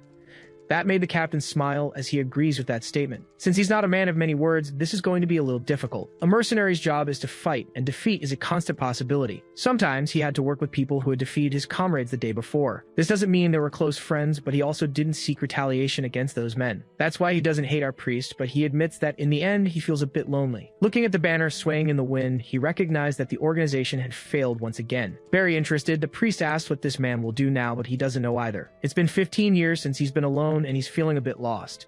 The only thing he knows how to do is fight, believing he'll soon return to his work as a mercenary, as it's all he knows. Our priest seems to be paying attention to these words, because he has a suggestion for this man. He said he could find an employer who would pay well, but this statement left the captain even more confused. Back at the inn where our boy is staying, Dakia is visibly upset, because now she is having a meal in the company of the mercenary captain. Our protagonist wants to know if she has any resentment, and even though she's upset, Dakia said no. But our protagonist can feel a lot of hostility in the girl's voice. He imagines it was because he left without notice, but Dakia said he knows very well what happened. After the last conversation they had, she believed they would have a friendlier relationship with more communication, but now she believes it was just a misunderstanding. The priest had said he needed to talk to her before doing certain things, however. Without telling her anything, he simply left, but our protagonist has a reason for this. He asked if Dakia had ever been in a direct confrontation before. The girl said no. Hearing this answer, the priest said that was the reason he went alone. There was nothing he could do about it, and some confrontations can have serious consequences.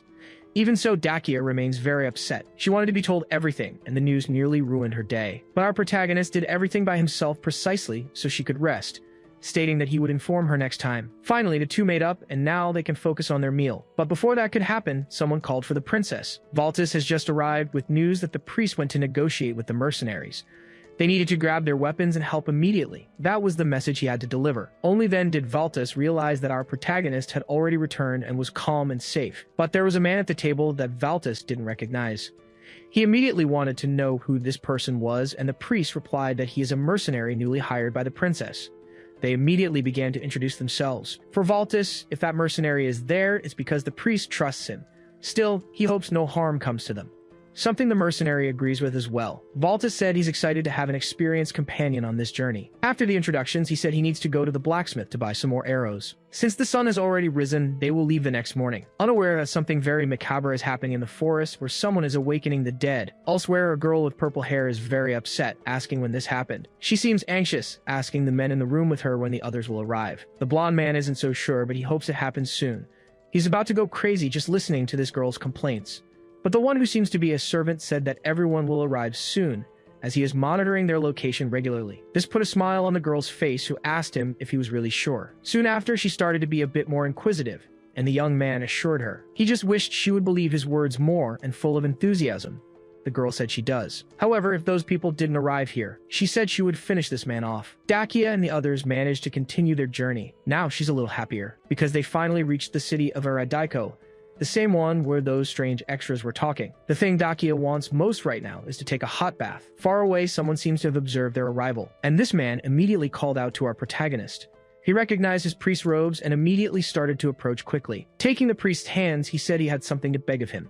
He stated that he needed to go to the Trumpeter of Rest as they don't listen to the Lord's orders. Someone needs to make him stop because he's summoning the dead, and the man said he could pay our priest. Even after hearing this request, our boy said he might not be able to do anything, but the man kept insisting, begging him to at least try to speak with that soul, because he and his companions were already at their limit. The dead walk that place every night, and the townspeople are becoming very frightened. That's why he came to the priest to beg for help. This finally convinced our protagonist, who told the man not to get his hopes up. Speaking to the rest of his group, he said he would meet them soon, asking them to enter the city and go to the inn. Dakia said she would do so with great pleasure. Now, in the middle of the forest, our boy began to remember that there are priests of various gods, and one of the most exotic are the Trumpeters of Rest. For other gods, they choose priests to grant authority, but for the Trumpeters, on a random day, for no reason at all, a random human receives authority. That's how a Trumpeter of Rest is born. From that moment on, they live their lives only to serve the dead. It's hard to even imagine why they live this way. It's a complete mystery. So far, no one has a definitive answer. What is known about them is that to awaken the dead, they must be in a place with many corpses. The trumpeter begins to blow his inaudible instrument, marching through the place like a soldier. Some authorities despise this phenomenon. Even so, no one dares to lay a single finger on these living dead. And this behavior makes perfect sense. Fighting an army of this size is something anyone with common sense would avoid. This type of priest lives a solitary life, traveling only in the company of the dead. They are practically a force of nature, and our boy came to speak with one of them. But this trumpeter didn't answer. Our boy is sure that many have come to him and left, but our protagonist was not in a position to refuse a favor. He went there to deliver the same message. It's time for the trumpeter to leave this place, because he already knows that for normal people, making the dead walk again is a very unpleasant thing to witness, which makes our protagonist ask if there's a reason behind all this, as trumpeters don't stay in one area for long. Even after hearing all this, the trumpeter remained silent, but he told our boy that there are worshippers of evil spirits. Right after that, he pointed in a direction, stating that these people would cause many deaths. Our protagonist decided to look in that direction. It's where the city of Erotico is. Worried by that statement, our boy wants to know if there are worshippers of evil spirits in that place, and slowly, the trumpeter gave his answer. The process is beginning. A great beam of light appeared in the sky. Our protagonist looked back very worried.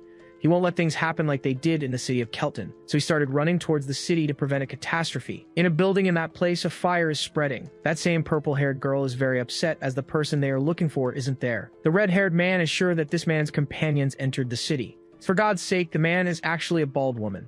Anyway, she's after our protagonist and believes she'll find him soon. That's when the blonde man with a mustache appeared, thinking he finally found what they were looking for, because he is approaching them. Priest Marcos, who walked through the flames to find these people.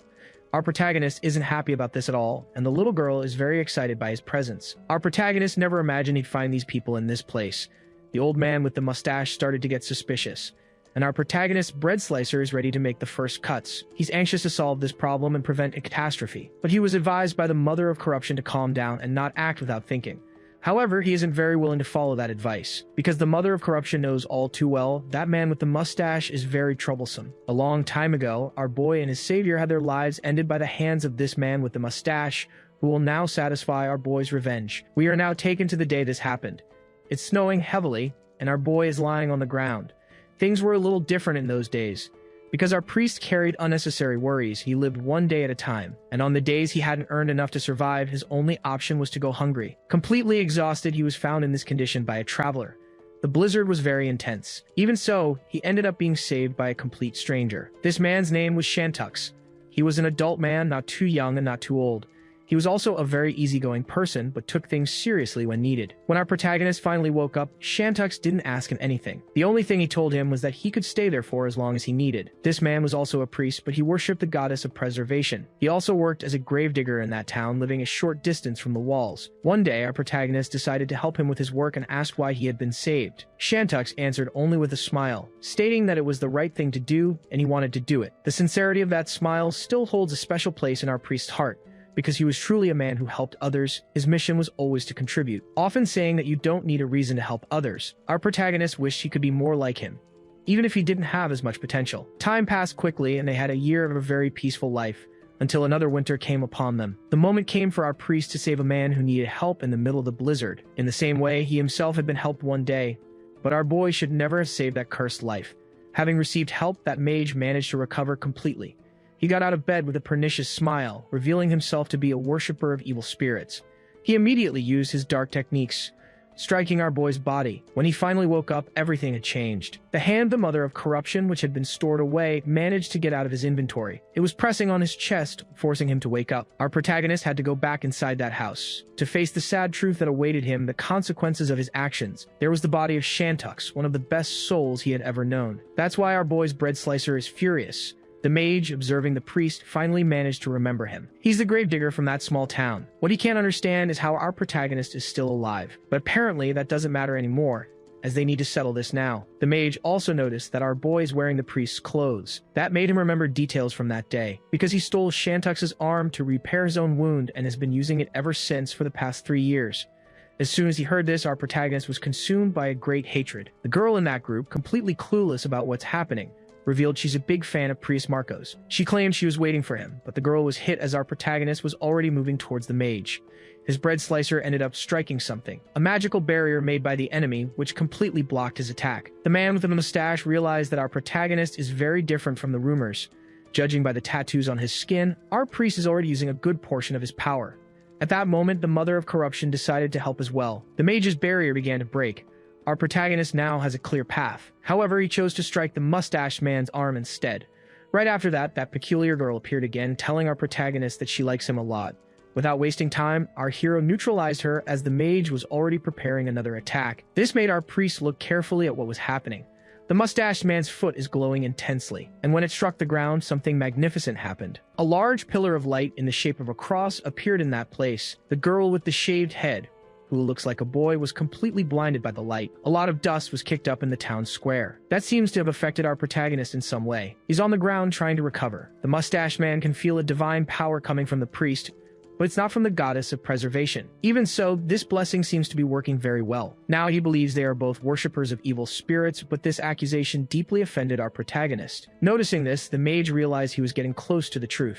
But our protagonist had no patience for this, summoning the great albino giant for a confrontation. The mage became very interested in that authority.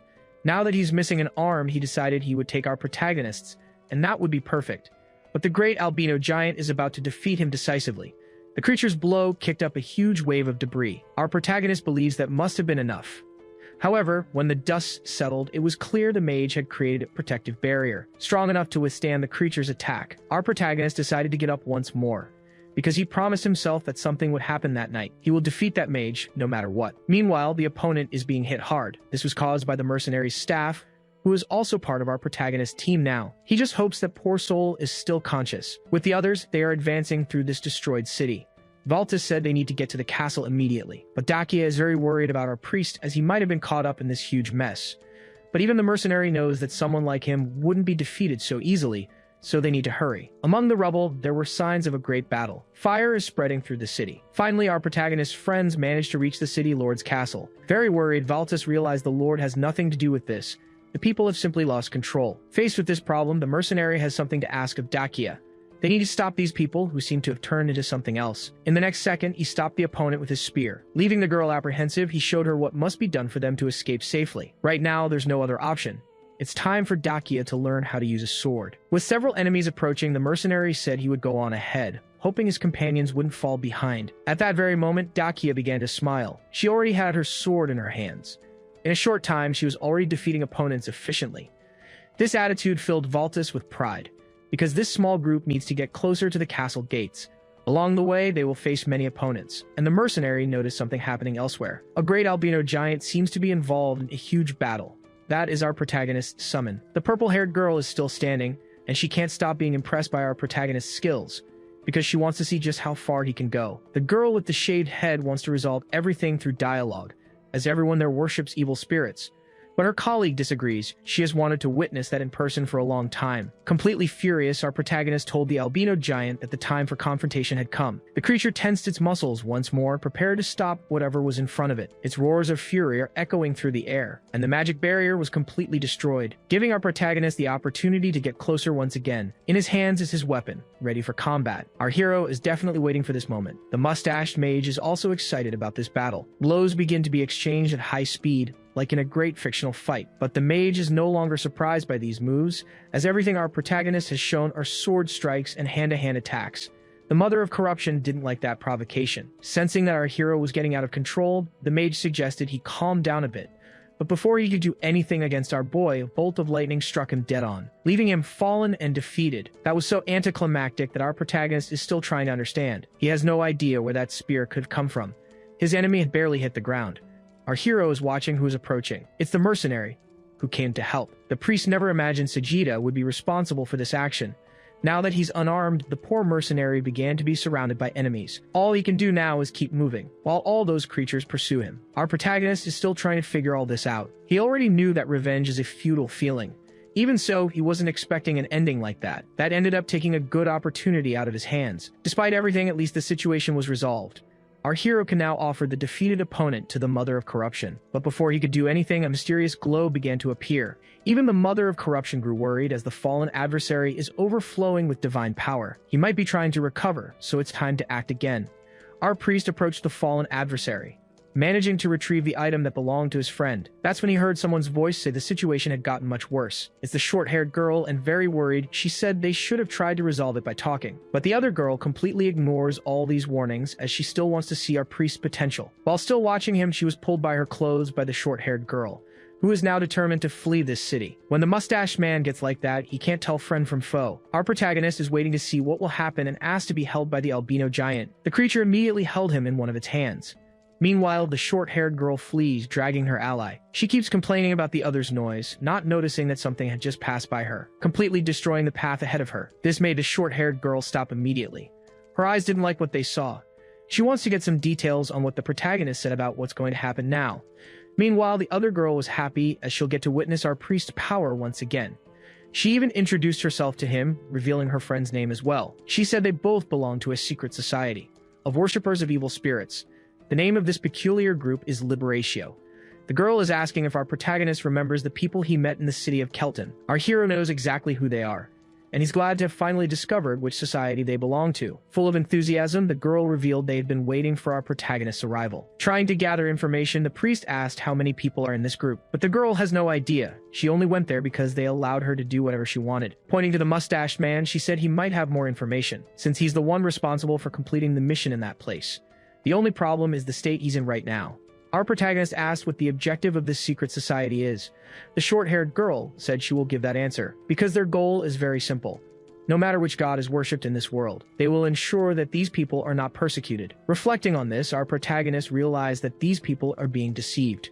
Pointing to the city, he asked if this was what the girl wanted to do to those people. She said that wasn't in her plans, but unfortunately, the mustached man started causing trouble. There are some things they need to collect, and right now, our protagonist has one of them. But our hero has no idea what she's talking about. That's when this citizen said they need this sacred relic. That sphere he managed to collect from the defeated monstrosity. This made our protagonist realize his assumptions are correct. By using the relic with the power of the Mother of Corruption, this group of individuals wants to do something. He told them that the sphere he had collected shattered, which left the short-haired girl very surprised. But he claims that's exactly what happened, and he discarded the fragments in the city of Kelton. Our protagonist wants to know if there are more of these artifacts scattered around the world. The purple-haired girl replied that there are 4. These words seem to have caused a reaction in the Mother of Corruption, because this sealed power belongs to her, and finding out what happened to it made her furious. The short-haired girl wasn't happy that her colleague shared that information, and our protagonist is already fired up. He even has something to ask now. He wants to meet the one responsible for causing all the trouble in the city.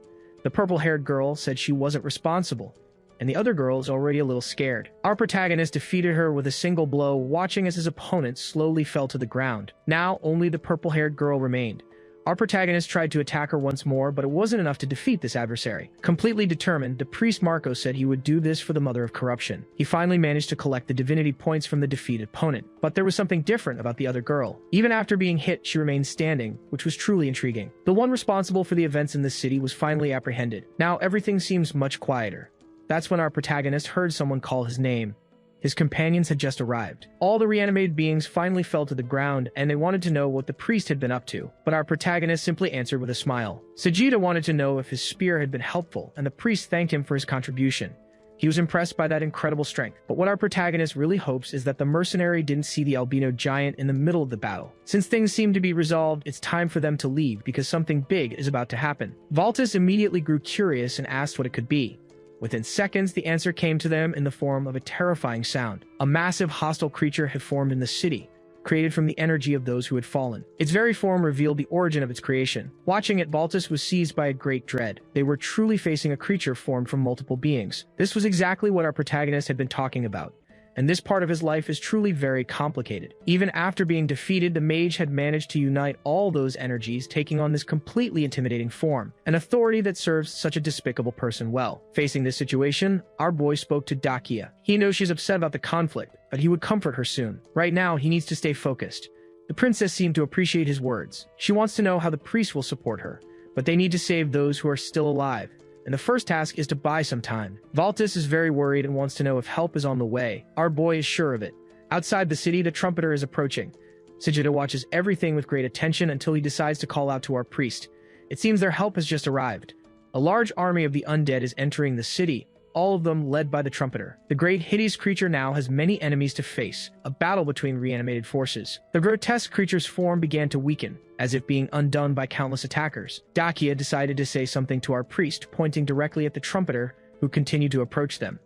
But our protagonist was already expecting something like this. With his face hidden by a mask, the trumpeter said that among the four of them, he wanted to choose someone agile, someone who could also carry that spear to strike the creature's heart. For a brief moment, they all became very thoughtful. Our protagonist wanted to know if the trumpeter had a different weapon, like a sword. That question left him in silence.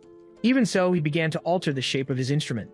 This gesture greatly surprised our protagonist, who never imagined it was possible. Now very enthusiastic, he asked for another sword to be made, and some arrows too. Once again, the trumpeter remained silent. All this while the creature continued to wreak havoc in the city, fighting against the undead. The trumpeter is now using his power, summoning the weapons our protagonist requested, making it clear that he should have asked for everything at once.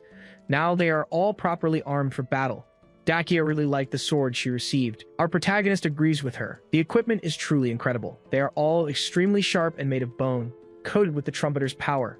To fight the undead, this choice of weapons is highly effective. The trumpeter said he will stop the giant's movements for a brief moment. At that time, they must seize the opportunity to pierce the creature's heart, no matter what. If they help him with this task, they can keep the weapons. Once more, the silent trumpet is played. Our boy and his team are ready for the next stage of the confrontation. That inaudible sound seems to have reached the malevolent creature. All the undead are being affected by this technique. The body of one of them dissolved, turning into water. A chain reaction is spreading across the battlefield.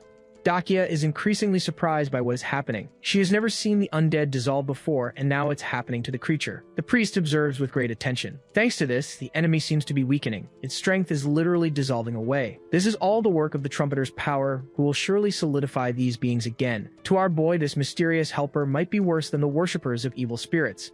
The trumpeter took the opportunity to say that the weapons will guide them in battle, straight to the enemy's heart. Now they must run immediately. Although our protagonist has many questions to ask, he knows there's something more pressing and launches into the attack. If they continue to postpone resolving this conflict, things will get much worse. The creature is about to strike them, but its movements aren't very fast. Dodging them is easy for now. One of the creature's appendages is trying to move as it saw an opportunity to grab Dakia. When she looked back, the princess realized the danger, but nothing happened to her as powerful arrows neutralized the threat. Baltus had fallen a bit behind, but that doesn't mean he isn't paying attention to everything. Our protagonist can now advance with confidence. Dakia is resolute. She will contribute to this fight with everything she has, giving our protagonist the chance to advance even further. But now he needs the mercenary's help. He wants to know if he has the strength to hit the monster's heart. Our protagonist has decided he will distract the upper part so his companion can complete the mission. After sharing the strategy, he had to move away. The undead are advancing, but they can't stop our boy's weapon. There's a reason he's heading straight for the creature's head. According to the voice of the mother of corruption, there is a piece of divinity in that place, trapped in the middle of the creature's head. And that's not all. There, too, is the face of the mage, the person our protagonist despises. He would never forget those eyes. The mage, Rivercull. The battle rages on where the mercenary is, and our protagonist has finally gotten close to the head. It's time to act. And this time, he will make sure of one thing: to completely defeat his enemy. The mage's face was destroyed. Our protagonist is determined to stop him no matter what. No part of that form will be spared. They all deserve to know the priest's determination. He used the bone sword to achieve his goal, finally neutralizing that head. Sujita, who had stayed behind, finally gained access to the heart. He immediately plunged his spear into the creature's core. A wave of energy shot through the monstrosity's entire body. The beings that made up its structure began to fall apart. Dakia noticed this immediately and looked toward her companions, watching the creature's form rapidly degrade, turning into a large pool of dark matter. What remained on that battlefield is completely different, but our protagonist achieved what he desired. He managed to recover another divine artifact while also honoring the memory of his dear friend, who was a good person. Shantux can now rest in peace. After that fierce battle, Dakia approached our priest. She was worried about his physical well-being, hoping he hadn't been injured, but our protagonist is perfectly fine.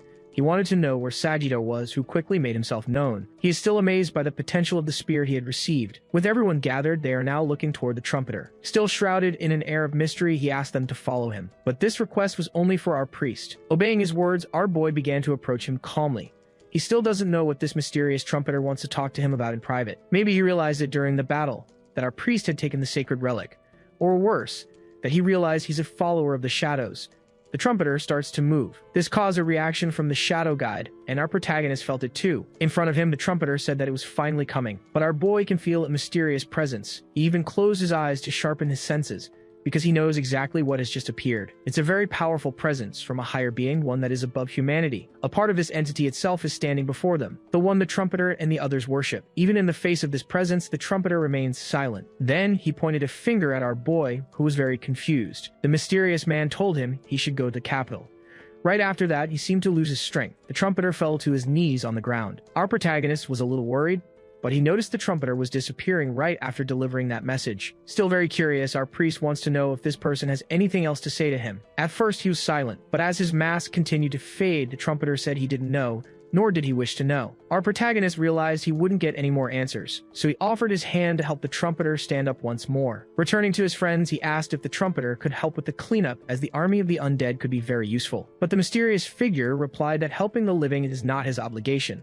However, as he finished saying these words, he felt he had received a divine message.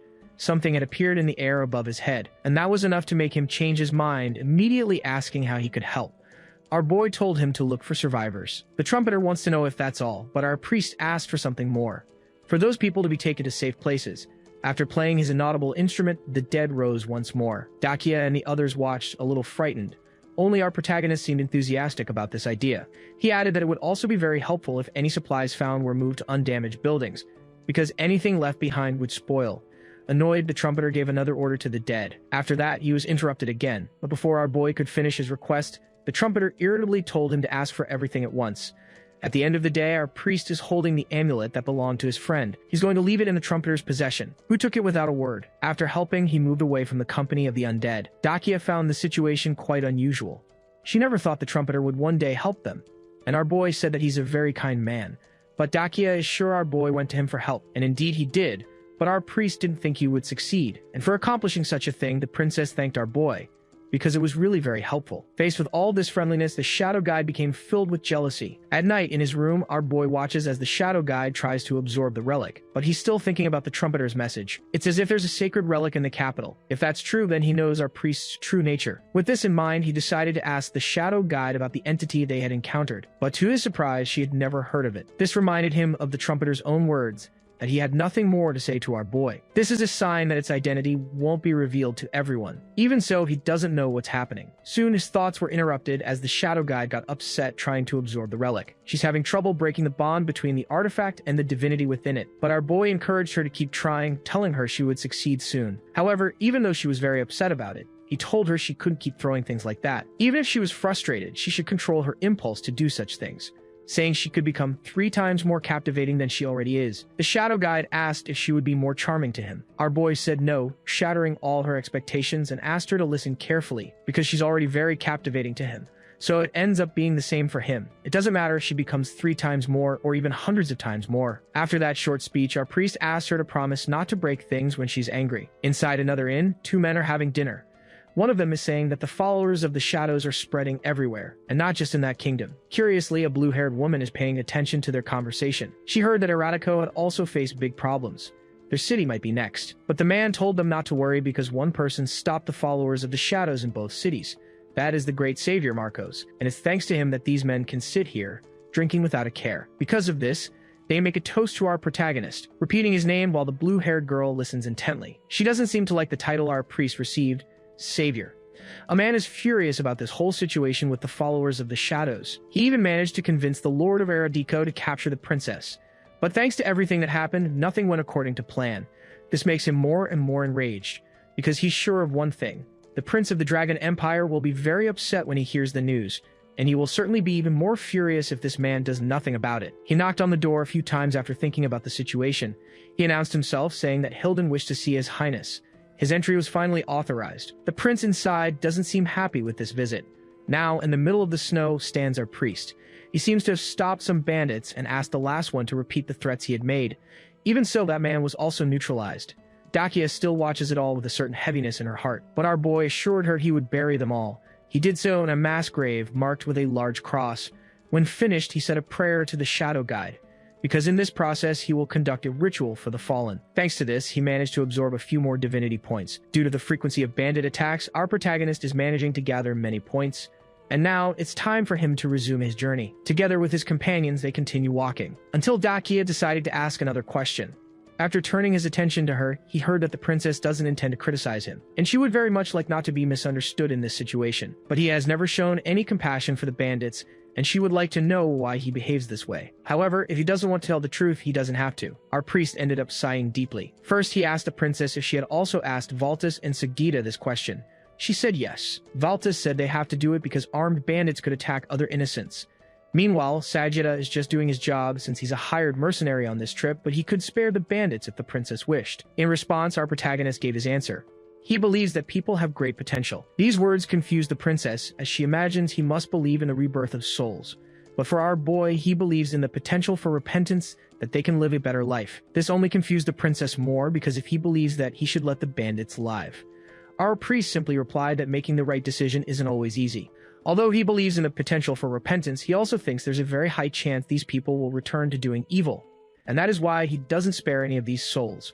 All of this information ended up sounding very confusing to the princess, and she wants to know if they truly have the authority to make such a judgment about other people, because they've never received such a thing from a divine authority. The one who didn't like these words was the mother of corruption, because she had given our protagonist the authority to do whatever he wants. So he told the princess he doesn't act based on that judgment. He is simply taking responsibility for his decision. Letting the bandits go free could mean other victims would be hurt. It can also remove their potential for regret, which is the decision he has been making. The princess finally realized that this is a personal choice. Our protagonist recognizes that the day may come when he will have to pay for everything he's done. But no matter the cost, this is a path he is choosing to walk, because he wouldn't want to save a wicked person just to see them harm an innocent, something he never wants to repeat in his life again. If he's not capable of bearing the consequences, he swore to himself that he would not allow an evil person to continue their ways, no matter how much potential they possess. The princess seems to be reflecting on his words. She grew curious and wanted to know more about our protagonist's past, but the question made her uncomfortable, so she said our protagonist could remain silent if he wished. Our boy said he could share everything, but he would have to save it for another time. Surprising the princess, he pointed in the direction they were walking. In their path was a merchant caravan. Sagita suggested they go talk to them. A caravan of that size should have supplies, and they could also sell the equipment they took from the bandits. This opportunity gets them all excited. In the caravan is a man with what looks like a robotic mask, and he is carefully examining our protagonist's equipment. What he's holding now is the bread slicer. The merchant admits he got distracted. He's never seen so much high-quality ore in a single sword. That's immortalium, a famous metal alloy, which surprised Valtis. But the merchant made it clear that not only is it in its solid form, but the amount is more than he's managed to collect in the last 120 years. It's definitely a priceless treasure, and he's willing to pay an exorbitant sum for it. But our protagonist isn't interested in selling the bread slicer, and the merchant would do the same in his position. Valtis now wants to know what this man wants to discuss with them. The merchant wants to hire them as an escort for a trip to the kingdom's capital, having heard they passed through the city of Eradiko. That can only mean one thing. The demon hunter is among them. The one who saved the city of Kelton, the great savior of the people. Surely, this must be the priest Marcos, whose skills speak for themselves. The merchant promised to reward them handsomely for this service. They would be treated very well, better than common mercenaries. Faced with the proposal, Valtis said he needed to discuss it with his companions in private. The merchant immediately agreed, revealing that he was anxious to hear good news. Night has fallen, and they are at the camp. In our protagonist's quarters, the mother of corruption has returned to her physical form. She's getting a shoulder massage. Our boy ended up agreeing to the job offer.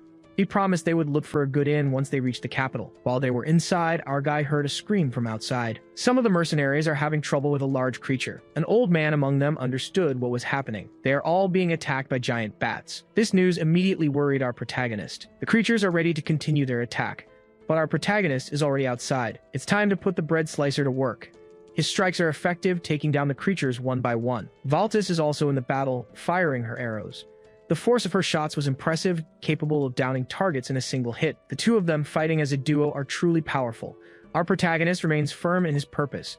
He quickly neutralizes the creatures that still pose a threat. Dakia is now preparing a great fire spell, and she needs to use all her concentration to do so. One of the bats is about to attack one of the men, but it was stopped by the mercenary's spear, who was also contributing to the battle. His agility saved the man's life and was faster than the princess's move. As our protagonist approached, he said she should hold back a bit, as magic is more dangerous than a spear. Dakia was a little offended by this comment, saying her aim wasn't that bad.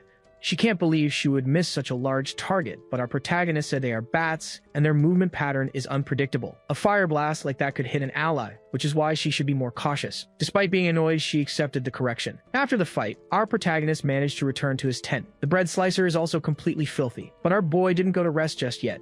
In fact, he went to speak with the merchant. Although he was very impressed with the sword he wanted to buy, he became intimidated by it and asked our protagonist to wait. But our priest isn't feeling very patient, saying that everything will depend on how the merchant answers him. The man realized he needs to be careful now, and our protagonist reinforced the idea, telling him he must pay close attention to what he says next. The first question is about the caravan. Why is it being attacked by worshippers of evil spirits? Although intimidated, the merchant has no idea why this is happening. This answer didn't please our protagonist, who started to activate the bread slicer's mechanism. The merchant obviously was terrified by this and said he would tell the truth solely because of our boy's reputation. This made our protagonist put the sword away, but he hopes not to be deceived again. Before telling the truth, however, the merchant asked for secrecy. Our protagonist agreed, since he is working as a mercenary here. Only then did the merchant ask one of his men to bring the object. A small box was brought to them.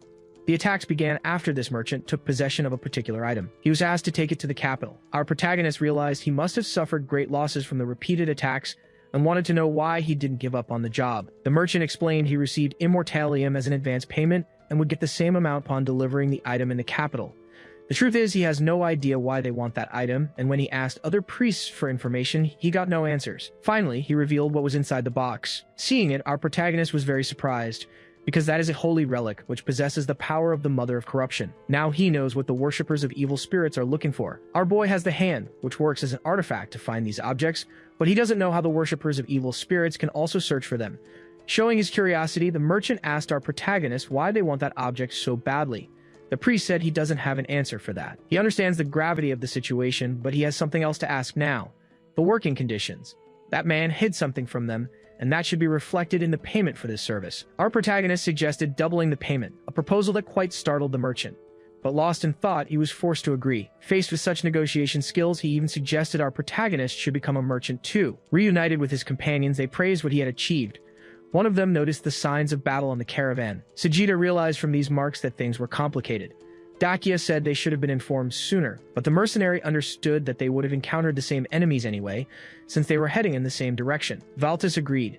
At least our protagonist managed to double everyone's payment. The priest said it was nothing, while the princess is just happy that none of them got hurt. Ending the meeting, Valtis said they should all get some rest, because the next day would be very long and tiring. Returning to his cabin, our protagonist heard something from the mother of corruption. She suggested they take the holy relic, but our protagonist knows the repercussions could be very bad if they were discovered. But she encourages the priest to be discreet, believing no one will find out. But he wants to remain cautious until he finds out what that machine man is capable of, assuring the mother of corruption that caution is the best option. The best choice would be to let it get taken, only to recover it later and absorb its divinity. This idea filled the mother of corruption with enthusiasm. Because of this, she showered our priest with praise. Their conversation was soon interrupted as another attack was happening. This annoyed our protagonist, as he had just cleaned up. Even so, it's time for his weapon to see some action. One of those mercenaries is warning of the monster's arrival. He and his companions were hit by the creature, which seems as strong as a locomotive. Our protagonist is paying close attention, because he will be this enemy's next target. However, our boy is in possession of a powerful sword. He's just waiting for the creature to get close enough. But upon striking the monster's body, he was very surprised. Its hide is tougher than he expected. Since the creature is so strong, it easily repelled him. Our protagonist is trying to at least remove one of its horns, something he finally managed to do after great effort. This damage seems to have completely weakened the creature. Our boy managed to get up from the ground, looking tired, but something in that place caught his attention. Behind the bushes, there's a suspicious light. Something just came out of that place. Some kind of entity is heading towards him. But our protagonist reacted quickly, stopping the woman. It didn't take long for him to recognize her. After all, only one character has appeared in this story with that hair color. It's the girl with purple hair who said she missed our protagonist. This girl is really annoying. She's asking if our protagonist missed her. Faced with his refusal, she said it was fine as she had thought about them enough for the both of them. Ignoring the subject, our girl said she has questions to ask. She wants to know what she'll get in return if she shares everything she knows. After that, our boy had to go back to fighting the creatures, leaving the defeated adversaries behind. He continues to be targeted, but his companions aren't useless. Sagitta's spear is also ready for combat. Valtis, who was nearby, noticed something happening.